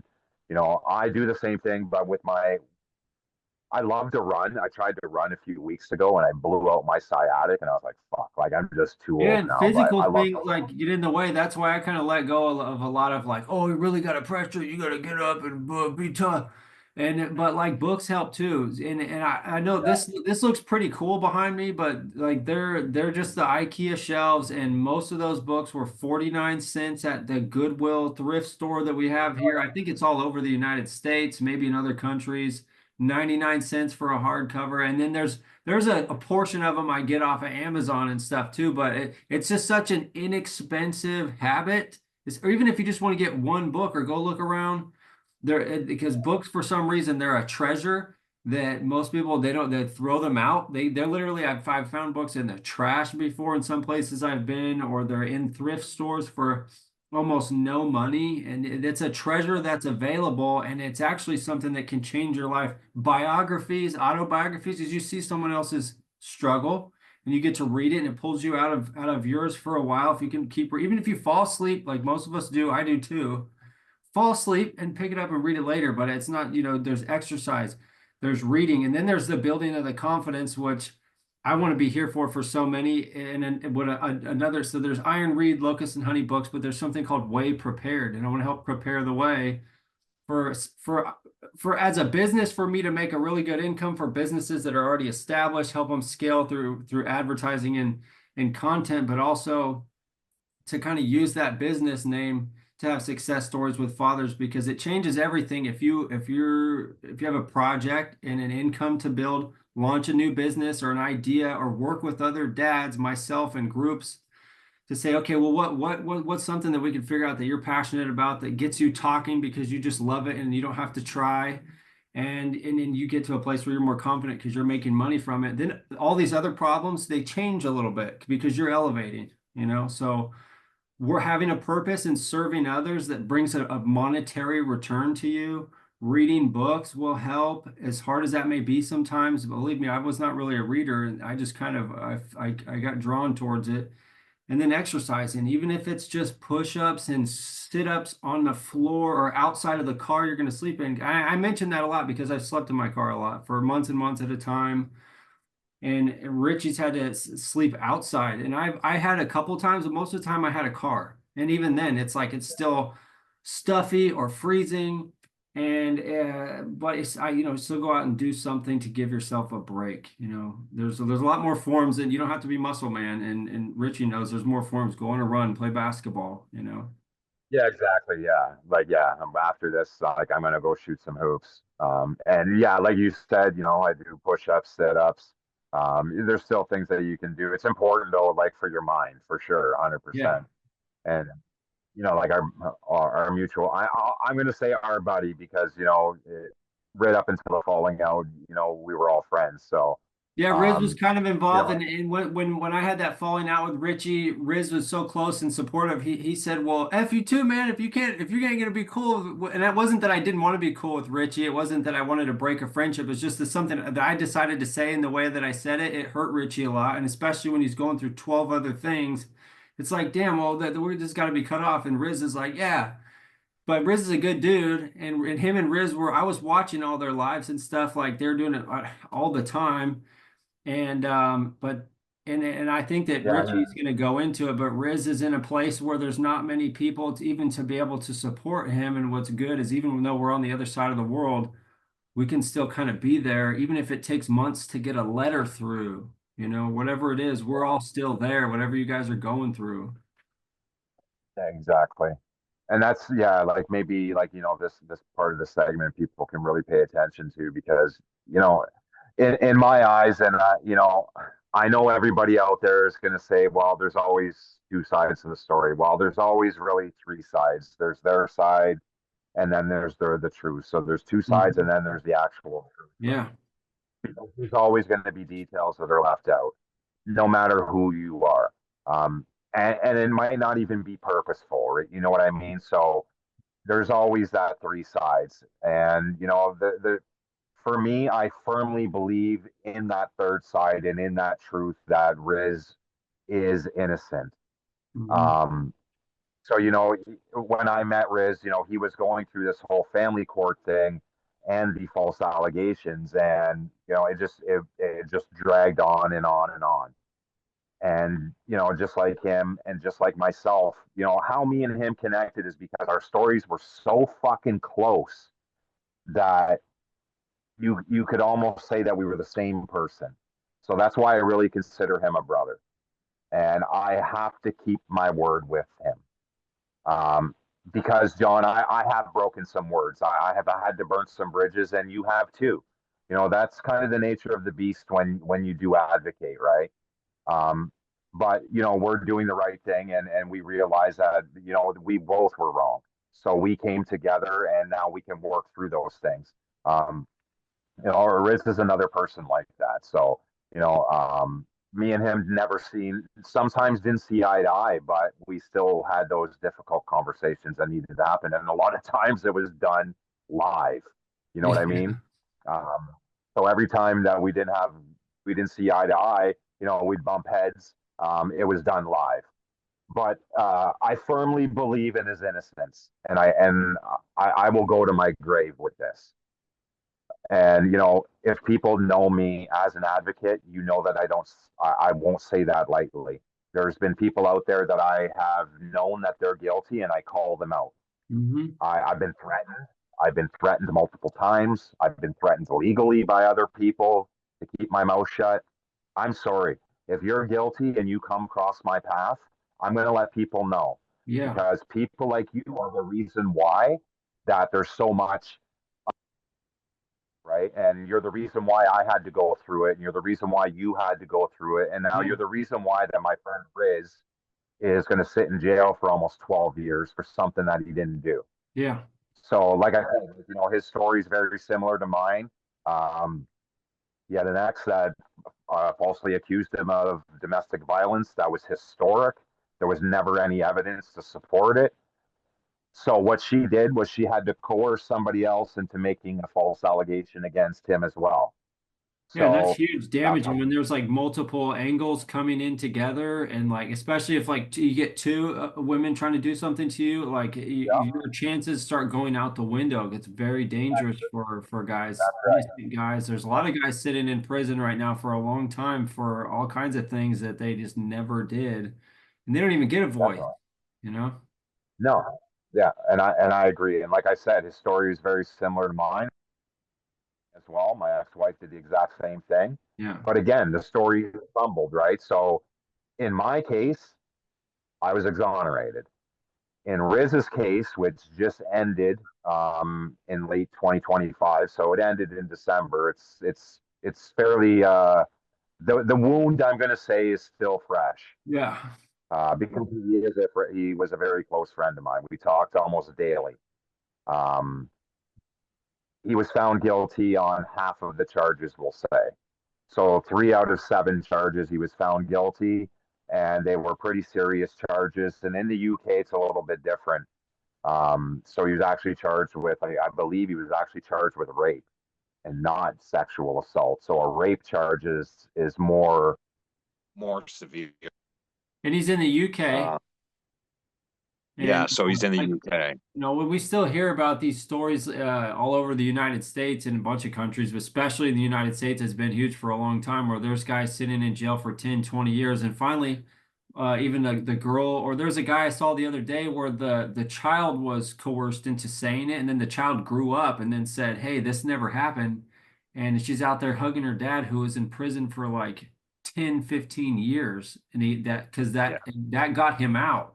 But dude, that's you miss everything. You miss all this time, and then you go through the everything we talked about. yeah, It exactly. happens all the Yeah, time. yeah, yeah. And Riz has got a young son, so his son will grow up without a father. You know what I Yeah. mean? And Riz was again like he tried to get into the entertainment industry, so he did a little bit of modeling work, and then that modeling work progressed into getting some acting gigs. He kind of did what I was trying to do with my life as well. I've tried to do that as well throughout this whole fucking process too. Yeah. I tried to get into acting, so I got one acting gig on a Netflix series called Cabinet of Curiosities. And Hmm. it was kind of like a bucket list thing, and Riz was doing the same thing, bucket list things, right? But with him, he took it, whereas I took my advocacy instead. I wanted to be the advocate instead of the actor. Hmm. So that's where me and Riz kind of bonded, Yeah. and then we bonded over the fact that our stories were very similar, especially with the allegations that were said. So his trial finally ended, like I said, in December, but just prior to that, he got remarried, and his new wife was the only link that I had to him. So I think I told you this, but a few weeks ago, I was scrolling on my fucking Facebook and I noticed that the new wife now has a new boyfriend, right? So it's like, for fuck's sakes. Yeah. And me and Riz, like I said, we were close. Now, this new wife, he had already dated her once before and it didn't work out. And me and him had talked about it numerous times. She was not for him, but again, emotions, and he was getting so close to trial, and that woman was there for him. They end up getting fucking married, and now there's no contact. So, Yeah. like, I have no idea what's going on with him. Um, but again, like, I got to keep my word. I said that to you a few weeks ago when we first spoke, that, I got to keep my word with him. And that's what's kind of brought me back into the advocacy. Because, like I said, bro, I tried to go a different way. Um, I had my platform of Father's Truth when me and him first met. And then I wanted to a little bit branch off with, kind of when you're doing anything when it comes to advocacy, it almost becomes a political part as well, right? So you got Yeah. to go on the political side of things. You Yeah. just do. Yeah. Um, so I tried to just change my platform a little bit, and I named it The Unfiltered Truth. And then what I did with that was I kind of wanted to brand with other people. So I'm wearing actually one of the brands right now. I saw Um, that. yeah, which is Massia. it fits with what we're doing right now, which is parental alienation. It's a good friend of mine. Her name is Gina. Mm-hmm. She's out in the U.S. as well. I'll send you the link for this Well, if yeah, we'll anybody's put some interested links in one up. of these t-shirts. Yeah. She's got a ton, like a great selection of different shirts that are, you know what, dude? I'm a walking billboard. I live in a small town right now, and when I go out and I wear one of these shirts, I'm telling you right now that people are staring at me, and most of them always smile and I strike up a conversation. Um, It's so happening to a you know lot of what? But people. that's right.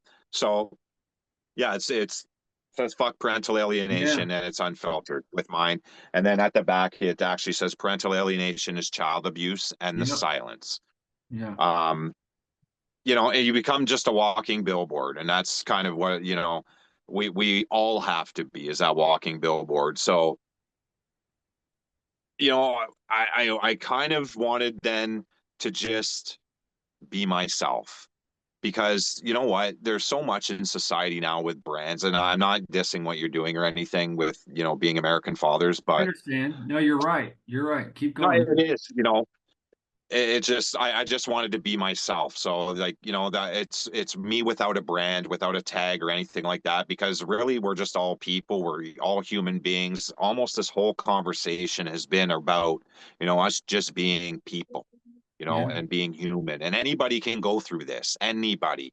We've discussed multiple different types of people. Yeah. Again, tomorrow's Mother's Day. You know what I mean? Yeah. There's mothers that are going to be enjoying Mother's Day tomorrow, John, that don't deserve to be Oh fucking yeah. and doing Mother's Oh Day. You know yeah. what I mean? And that's just the reality of it. I don't want to. I don't want this talk to be like a huge negative bashing, and we haven't been. Never. Yeah, never. But you know, that is the reality of it, bro. Is that there's a lot of mothers out there that don't deserve tomorrow. Yeah. Just as if next month, when Father's Day comes around, there's a They're lot going of to be fathers saying that wouldn't Happy deserve Father's that Day day. to me. The moms are going to be Yeah, saying Happy Father's Day to me. I do both, you know. And when really the yeah, truth yeah, is, they ain't letting they did everything nasty that they could to make sure their poor kids could not see their father. And he's yeah. out there just like you and me, probably a lot of times nowhere to live or just completely struggling. Maybe getting the bills paid, but inside, it is dark and it's hard to get through each day Fucking and right it is. talk to people. Yeah. It's Yeah, very it fucking right it is. Especially it's a dark place, man. Like it's you know how dark it can be. Like you've lived in your car. It's not fun, right? yeah, in multiple cities, yeah, and it's Like not, yeah, it you ain't know. fun, man. Like I've lived in my car too. Like when I say I'm homeless, like you know I was living in a tent, but when I say I'm homeless, I've also lived in my car. Like Well, that I part know. waking up in the morning and like, and you start getting up and you're like, oh, I got to get out through the back seat door right here, and people are gonna be like, Yeah. what? Where's this guy coming from? And it's so many times. It's like, God damn. It's like, well, there's no hiding that. Like, I got to get up and start my day right now. Oh, I got to fold up all these blankets and stuff. Yeah. Oh, and I'm sitting Yeah. like, where am I gonna park today? Oh, they already seen me here before. I got to go to a different spot, and then it's completely uncomfortable again. You don't even know we're gonna go to the bathroom in the middle of the night.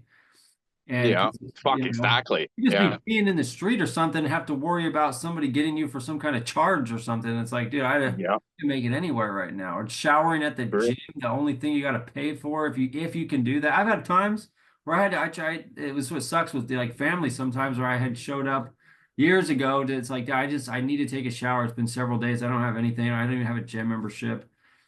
And they like they didn't even Yeah. want me there or something. It's like, man, dude, it's there's so many things. Like I said, one of the worst is like waking up and having to get out of the back door of your car in the morning and there's people trying to like water their lawn or something. Like I ain't here to bother anybody. Like I'm gonna Yeah. roll my stuff up and keep moving. Yeah, definitely. I remember once, John, I was working and living in my car at the same time, and I stopped at this it's kind of like a parking lot where you park and then you could take the bus, right? It's like a stop and go type of thing. That I guess that's what they call them. Yeah. Yeah, park and go. So you park your car and then you take a go bus. So anyways, I'm parking there late at night sleeping in this parking lot because there's a Wendy's and a coffee shop. So at least I know that I can go there and eat. But it fucking closes at midnight. So after midnight, like I couldn't do anything. Anyways, I'm sitting there and I'm trying to sleep and it's uncomfortable. I had a F-150, like I had a truck, right? So I'm trying to Okay, sleep in the yeah. back cab part of it and it's uncomfortable. And all of a sudden, I get a knock at the window and I look up and I would try and block off all my windows with whatever. Actually, what I did was my first ever protest that I had. I had always kept all the protest signs that I went out with. I always kept them in my truck, so I used those as shades for inside my truck. So sure enough, fucking somebody's knocking at my window. I take one of the signs down, and it's a cop, Yeah. right? So sure enough, I get up and I got all this shit going on at like I wasn't fully exonerated yet. So if anybody's doing a background check on me, guess what's showing up? All Oh, yeah, all this these charges pending are fresh charges right shit. now. Blah blah blah. Yeah. Of course, right? That's something that people don't realize is that, when you're accused of something, anytime they do a background check or anything like that, it shows up. So I'm sleeping in this fucking parking lot in my truck. Cops fucking knocking at the door or at my window. I roll it down. I'm like, yeah. She's like, oh, well, we know that, it's people generally do this, but we got reports that your truck has been here a couple of times and there's been break-in. So I'm just checking to see like what's going on. And I'm like, oh no, I'm working and um I kind of don't have a place, so I'm just living in my truck. And she's like, yeah, no problem, but just can I get your ID? And I'm like, oh fuck, like I'm gonna have problems because of this, right? Like I just know it. Mm. But I think it's because they knew that what the charges were. She just knew that because I was living in my truck, bro, I was 100% telling the truth. Like there's no way that I could have been lying. You know what I mean? That I'm homeless, I'm living in my truck and I'm working. And then you're looking at charges of domestic violence and whatnot, right? Yeah, yeah, You know, I'm not lying. yeah. So I didn't have an issue with that. But, those are things that always happen. And, you can't stop those things from happening. And I've been homeless multiple times, not just in a truck. I've been homeless in a fucking tent for like almost 2 years. That was a And long time. that's what's happening right now all over the world. Um, like you guys have a major problem with people living in tents as well, in tent cities everywhere.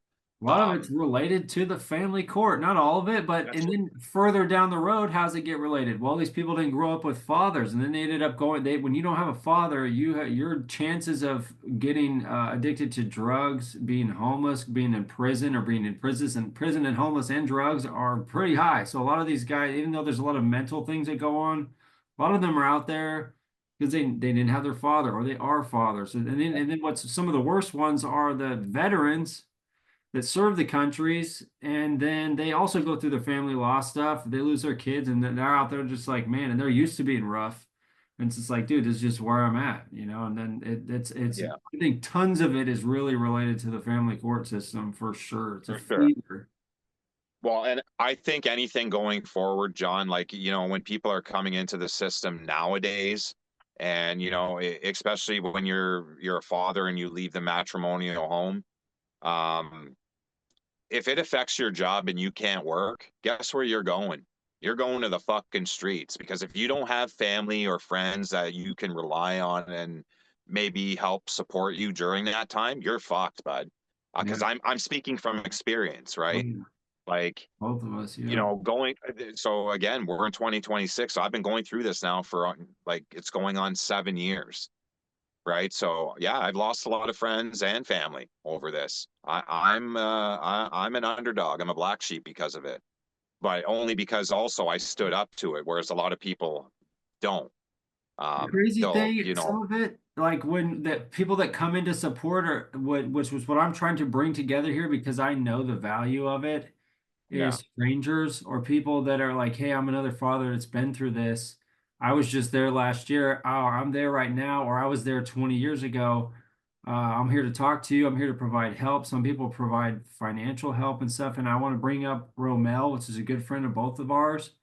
Yeah. that's here in California with me, and we were kind of like a little triangle of support for a brief time before me and you lost connection. It was me and Romel were like, hey, Richie's out here. Hey, he just gave me an interview. Oh, and then you had a place to stay at the time, and then a little while after you didn't, which was Yeah. maybe like a year after that, and then me and Romel were like, hey, dude, how can we work together to take care of them? And I didn't even have any money myself. Romel didn't really have anything either, but he's still sending something over, but he didn't have the app to do it. So he'd send it to me and I'd transfer it to another app and I'd try to transfer something to you. Yeah. And, and so strangers or semi-strangers, and this is what happens when these groups come together. They'll say, hey, man, I'm going to help out. I want to help out. Anybody that sees this that wants to help out Richie, reach out to me. There's going to be links here. We'll discuss it here in a minute, like close to the end, and then afterwards. And there's a lot of links that need to be provided. But dude, when you're going through it, it's hard. Like the guys, don't compare yourself. I know it's going to be that way. You think that, oh, I'm in my 20s, I should be here. I should have owned a house already. I just got set back from family court. Well, there's guys that they're doing it for the first, second time, 30s, 40. Yeah. I'm gonna be 37 in a couple of weeks. And Richie's, you said you're 46? Yeah. 46. And so imagine what you got to go through. It's like, dude, I'm starting again. You know how hard it is to keep getting up.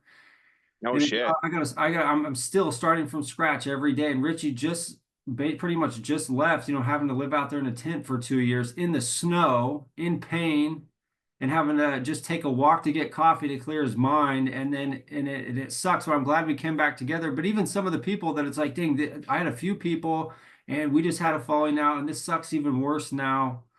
So there's a beauty of other fathers coming together that are watching this and they can actually come in and say, yeah, I want to offer a little bit of help. What can I do? How's Richie doing? How's David doing? How's John doing? How's Adam? Like we're starting to get even just on this platform, there's many, and I hope there's more in the future, but we got to check on each other. Yeah. It is important. Talk. For sure, man. Yeah, no, you're right. It's definitely important to check on each other, like you said. And, when you got those connections, like you said, Romel, he's a very good friend. So I good. He's consider awesome.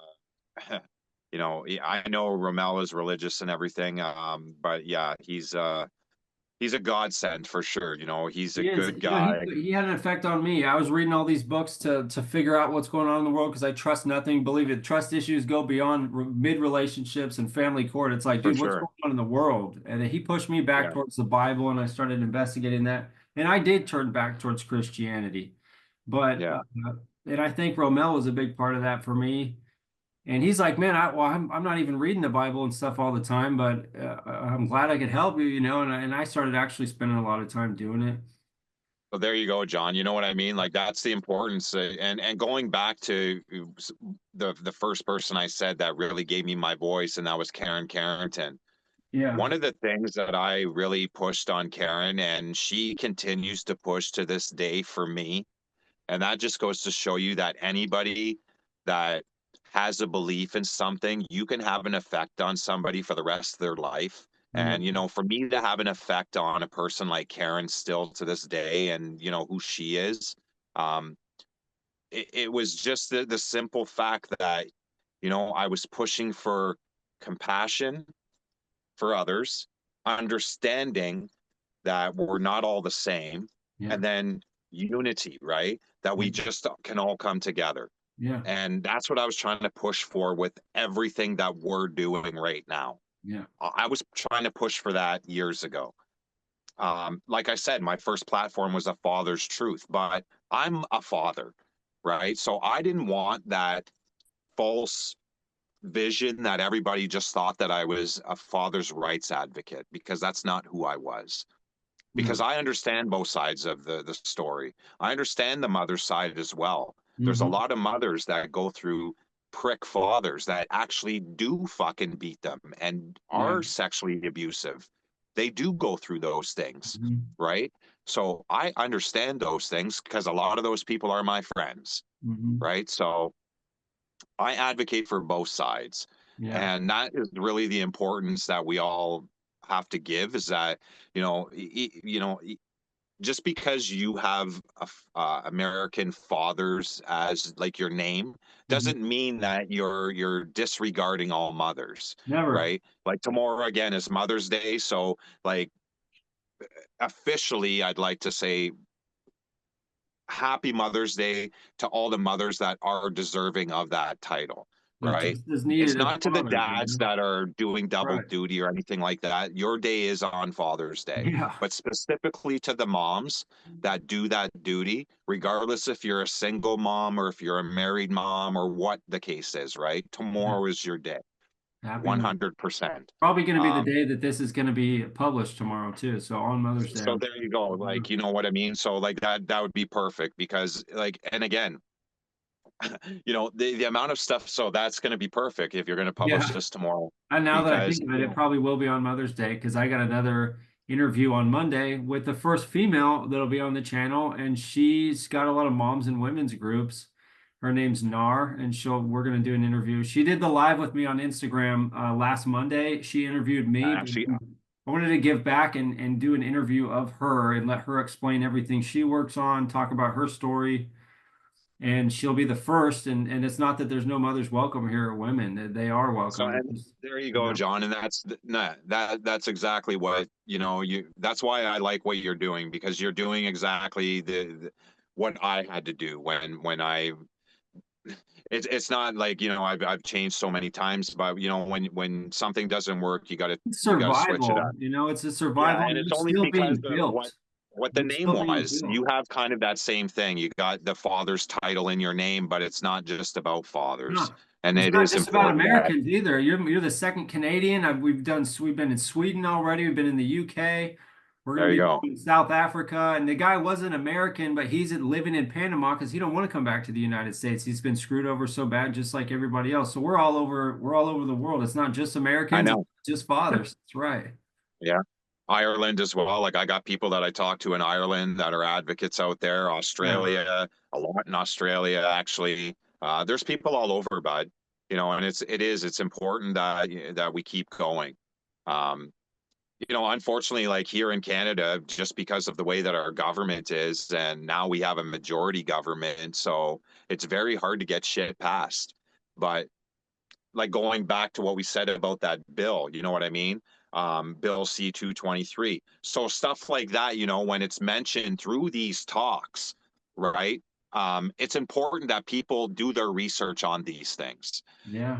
The only reason why that I say that is because you're going to find out exactly how flawed the fucking system is and what they're actually trying to do to eliminate people like us from speaking, because it's not just like terms. Like, why they want to eliminate the term, because if and I can't give a lot of evidence based stuff because it's just not there.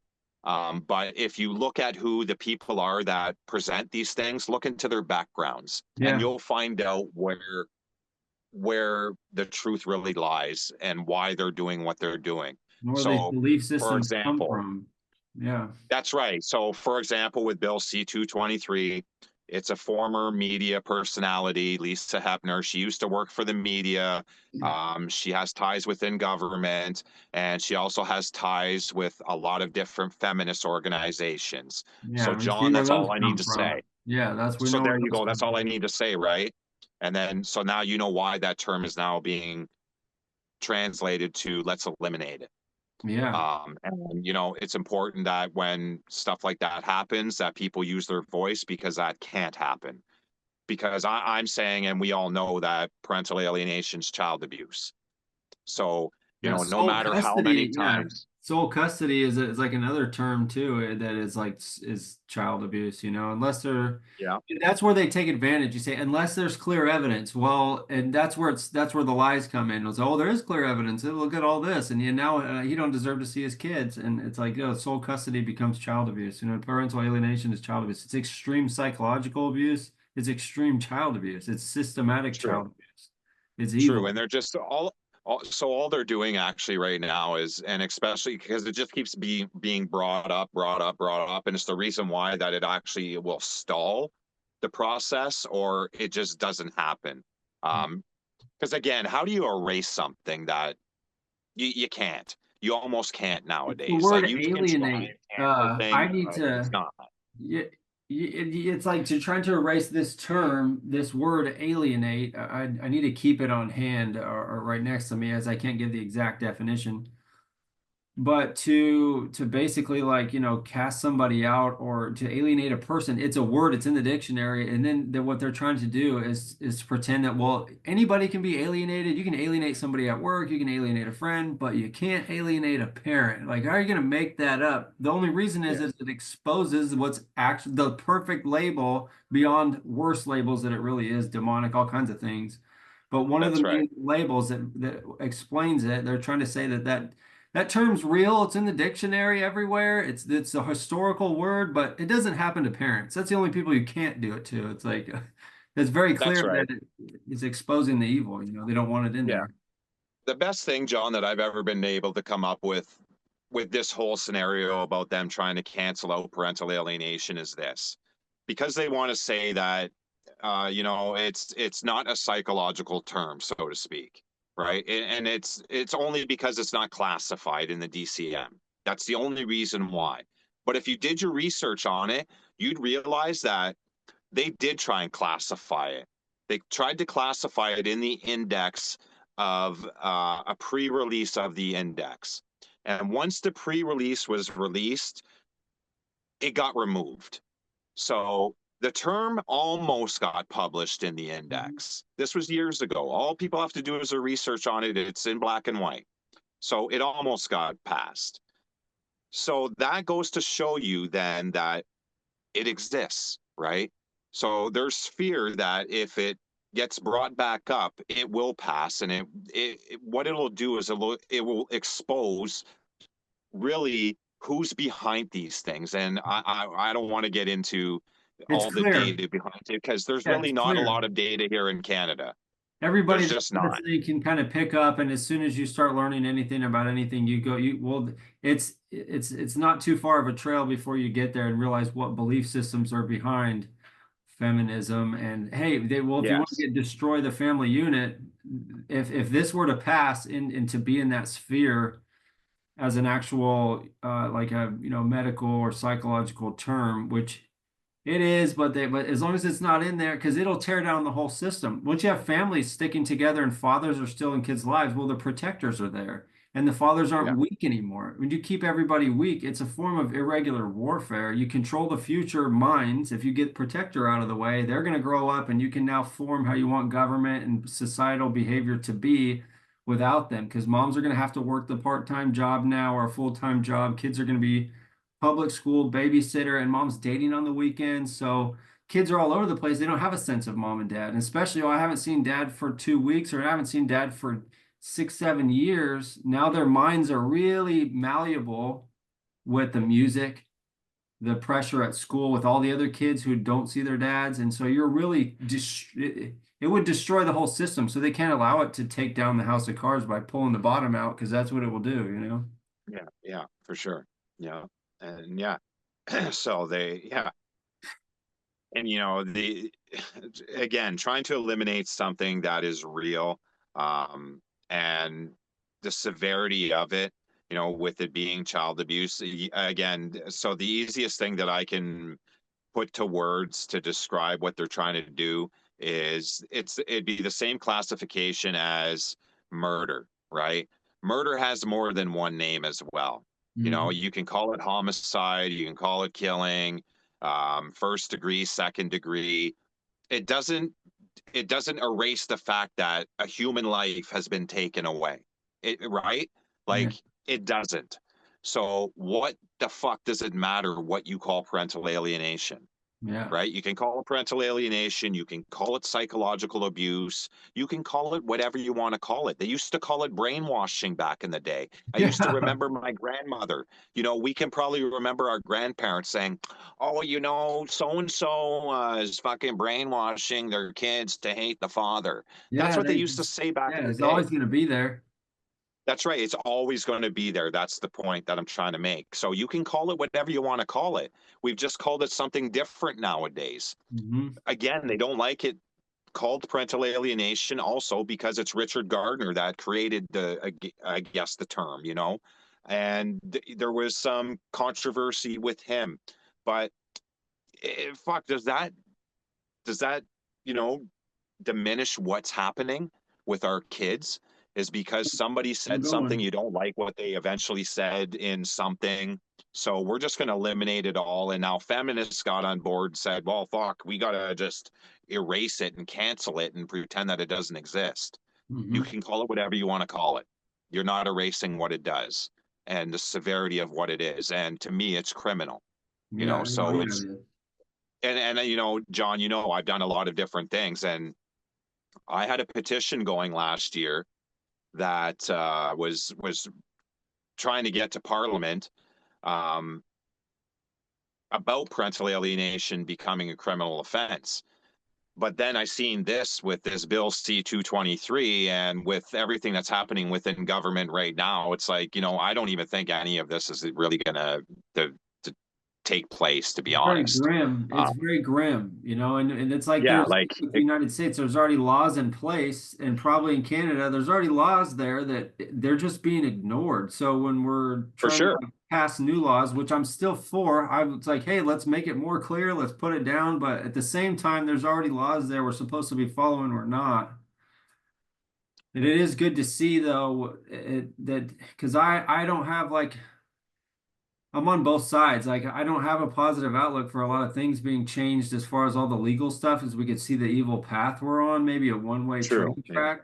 But with all these growing groups, when That's you what it's could gonna be in take, John. the battlefield of the mind out here, it's like, okay, well, if the law is going to be itself or that evil system's going to be there, but if you're in a setting, if someone's at Thanksgiving and someone's not afraid to say, hey, how's your dad doing? Well, like, hey, I'm not okay with this. Like, hey, I love you. Maybe you're my sister or whoever, my cousin, but it's like, hey, that's not okay. And like, we're not going to be okay with that. You should fix that, you know, instead of Yeah. everybody being the flying monkeys and pretending that it's not there or not wanting to get into it. If the whole tribe or village is like, no, then that law will not be getting in the way as much. Yeah, for sure. Yeah.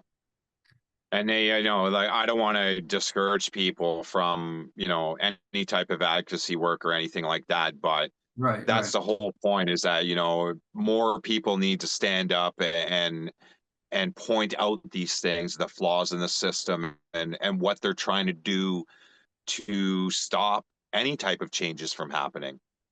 Because really, like, we all know that the family court system is a well-oiled machine that is only designed to fucking crumble the parents that are involved.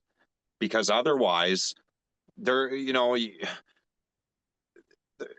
it's the kids that are the collateral damage, right? If you Right. have children involved, not all family court cases have children involved. Some are just to deal with the divorce and you know, assets.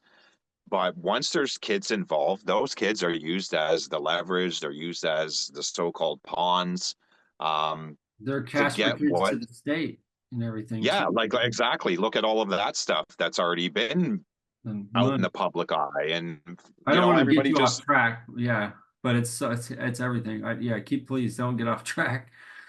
Yeah, but that's what I mean. Like, people just sweep these things under the rug, and we can't, you know. So, um, yeah, you know, the continuous, you know, support, we have to keep giving that no matter what. Like, you know, I know it's tough, and you know, you got to lean on other people too.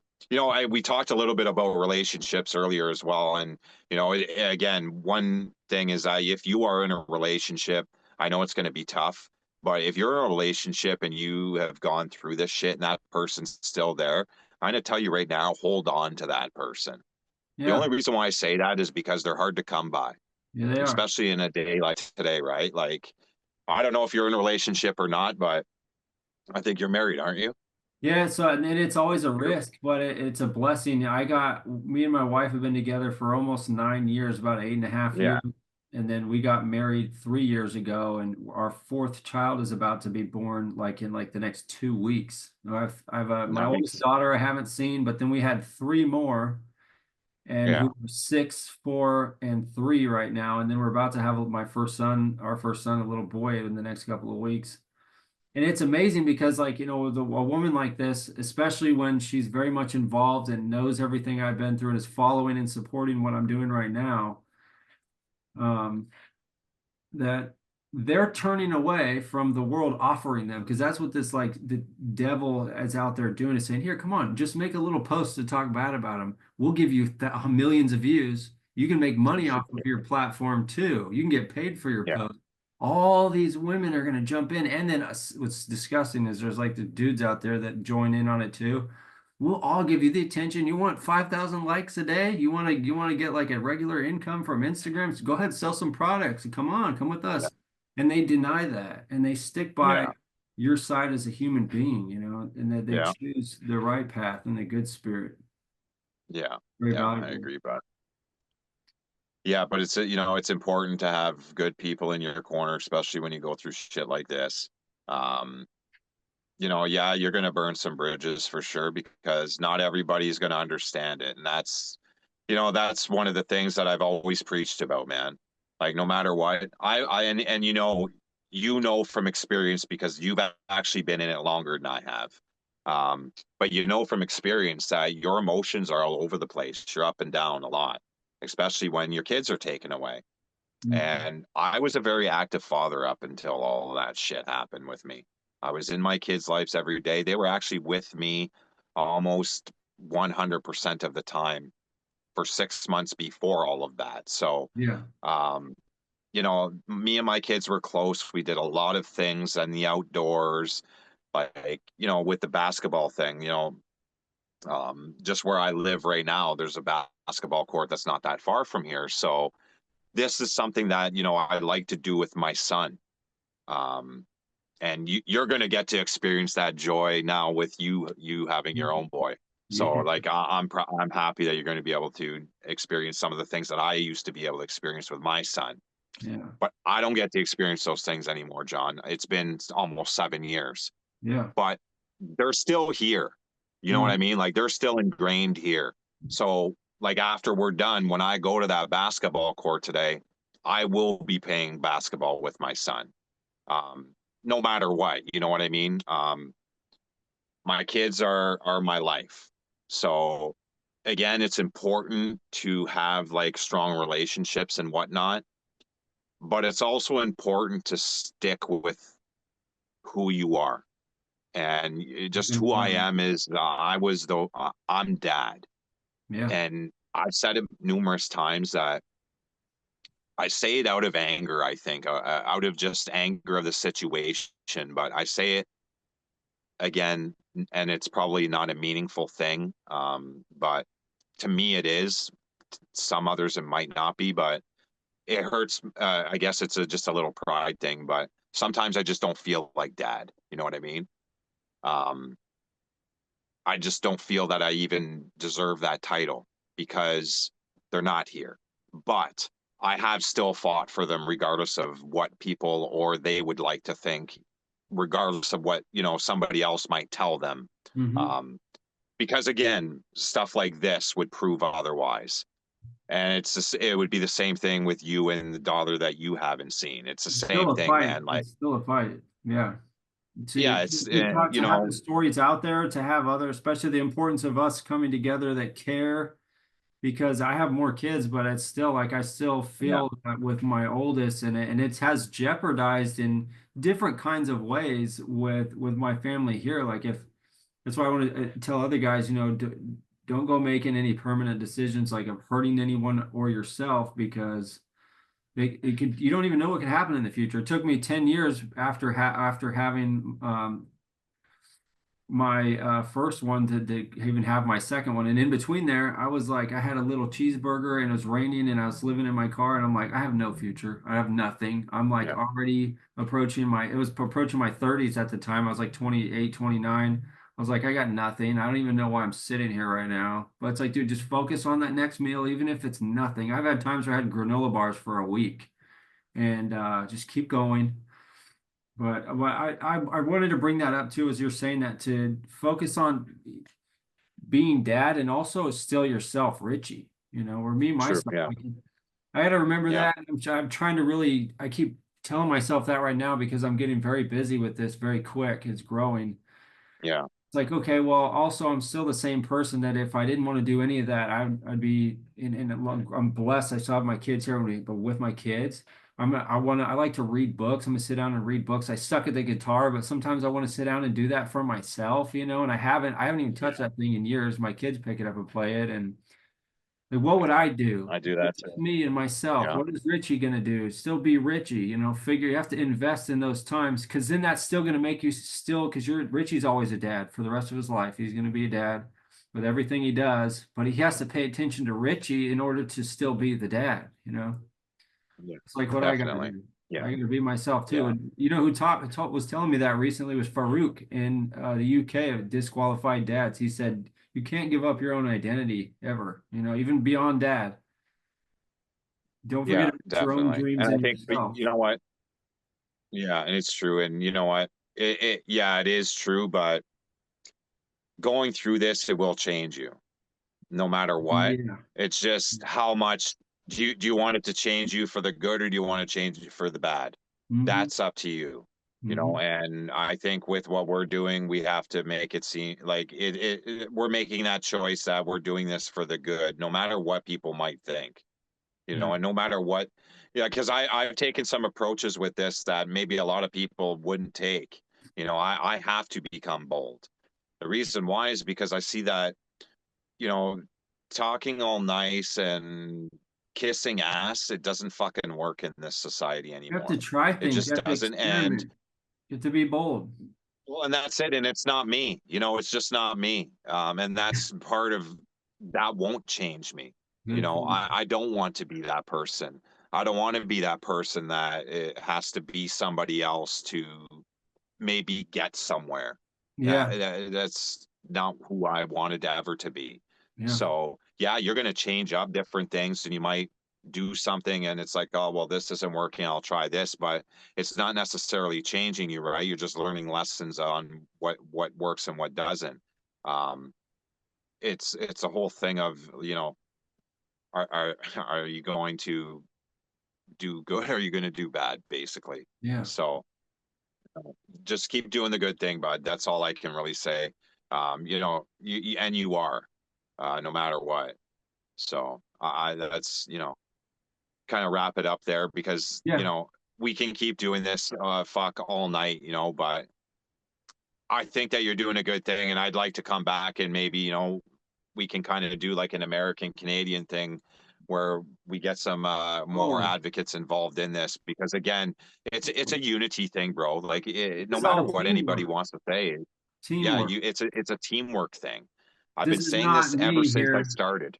Yeah, this is not just me here. This is not something I want to get into for any type of fame or notoriety.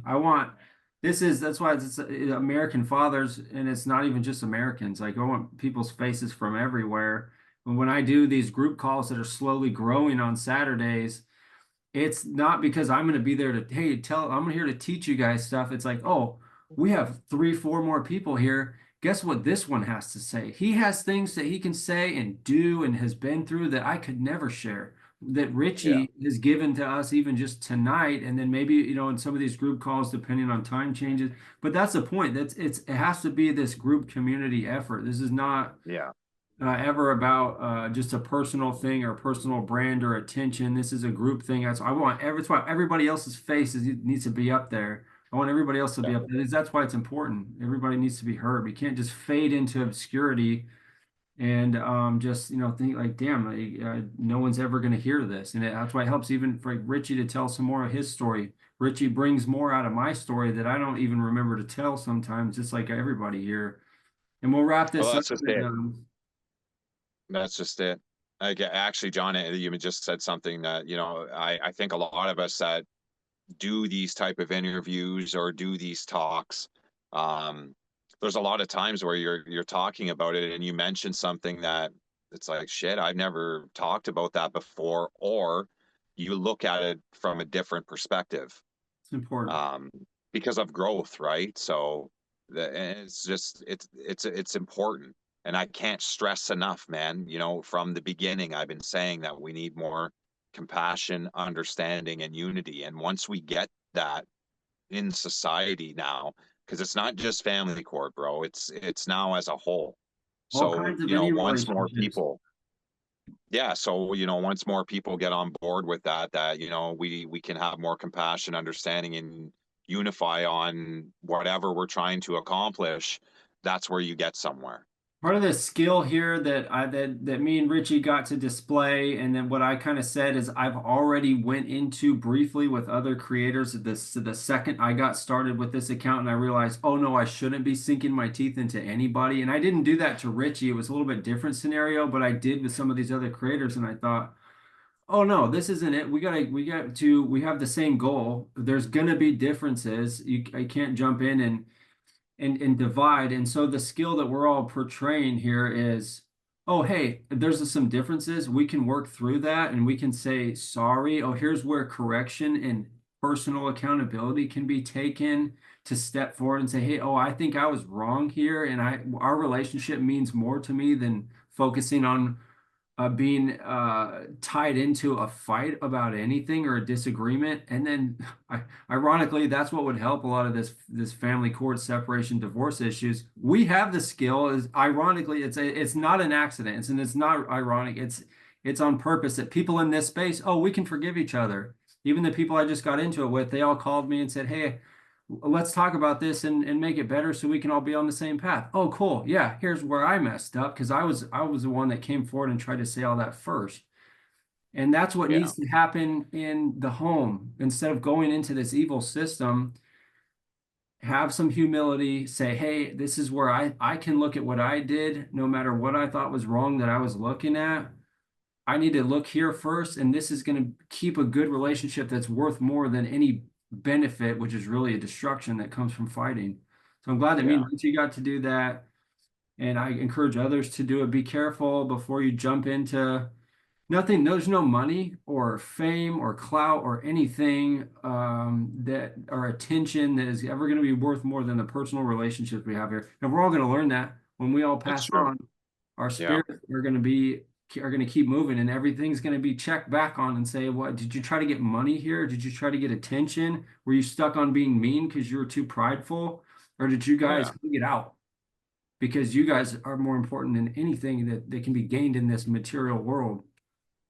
exactly. So thank you for being I here. agree. And I'm going to have a I bunch of appreciate it, links. I Bobby. think we'll come up with some more links probably after this conversation just to be sure. And I'm even going to link the bill and stuff we were talking about.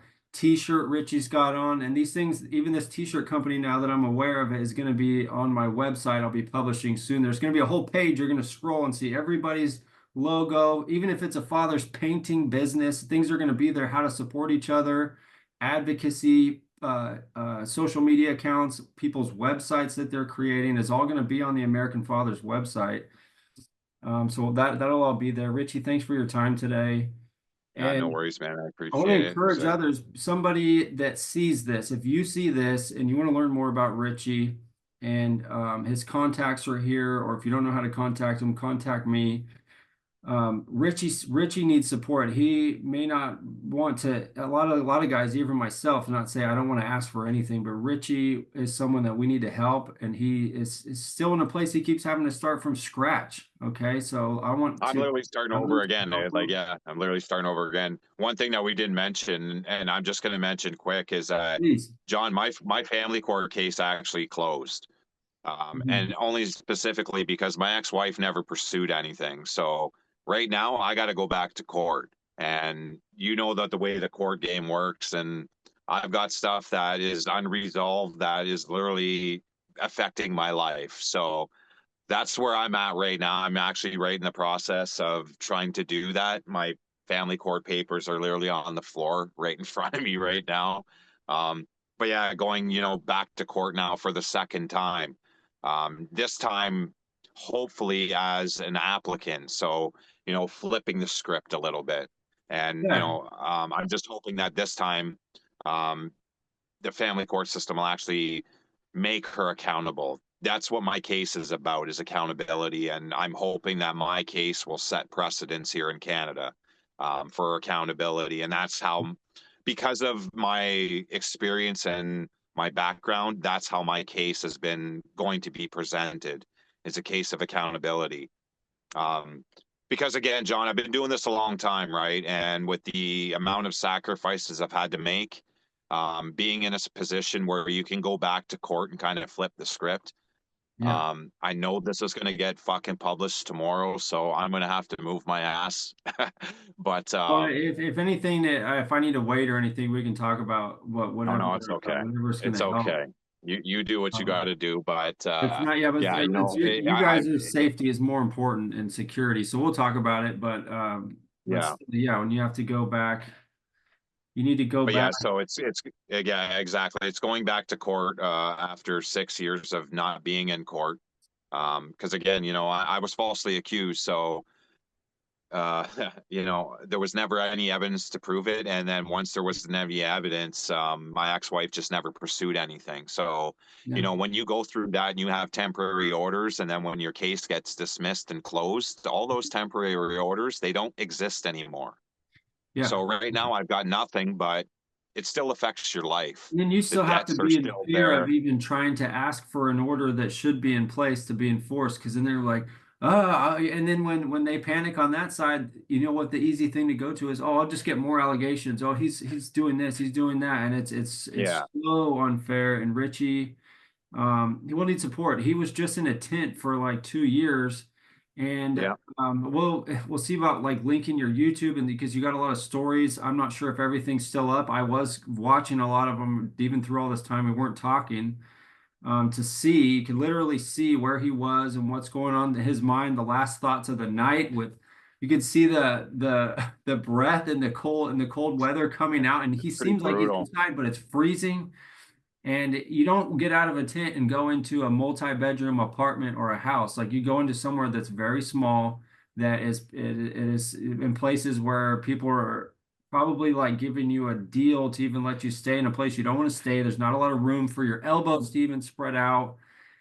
And I want to encourage others to reach out. Talk to me if you're not comfortable. Just like, hey, if you don't have the courage to say, hey, Richie, like I'm this person, I want to help you. Maybe you want to say something to me first. I will help you. I'm gonna say, here, look, talk here. Please talk to Richie, and we're going to help. And so even if it's just letting him know you care, you listen to his whole story, comment below and say, I listened to the whole thing and I'm going to be following this. And we'll have Richie back in the future because he is one of the most important people in this entire movement in the whole world. And he'll continue. I'll say that now, and you can remember that. It's not to put any pressure on Richie, but it's just a fact of survival, and it's the fact that he's going to keep showing up every day and waking up in the morning and going out and playing basketball if that's all the best thing is to help. Richie is one of the most important people to me, especially always. He's a part of the reason why this platform exists, a foundational reason. He's my first interview I ever had, and the last one that he did, and it shows a lot of how much this Yeah. pulls us away every day. Even right now, I'm like, I don't even know if I want to do this, but it's important. It's important that there's people out there that are depending on it. It's going to change their lives. So Richie's information will be here. And we'll see if this gets published on Mother's Day. And we're gonna have Richie back. He's in Canada, and he needs some help. And I'm gonna keep doing everything I can to help him. I'm gonna be talking to people. But if you see this, please don't hesitate. Richie's someone that needs support right now, especially going back into any court struggles, the mental problems behind that, eating food, having a roof over your head and some heat. So thank you, Richie. Yeah, Anything it's else a you want to close struggle. out with?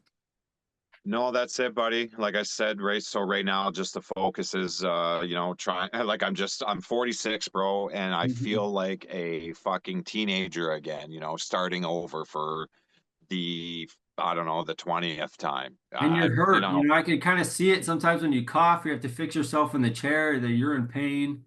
And Yeah, then I'm that's in a some whole other pain right now. factor Yeah, on top of some just basic discomfort. age. And you're really not that old yet, but it ain't easy if you've been beat up a little bit physically Well, and and mentally.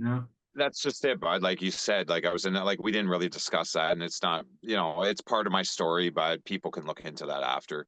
But being in a tent, even, you know, and sleeping on the fucking ground or whatnot, like, you know, my sleeping conditions were shit.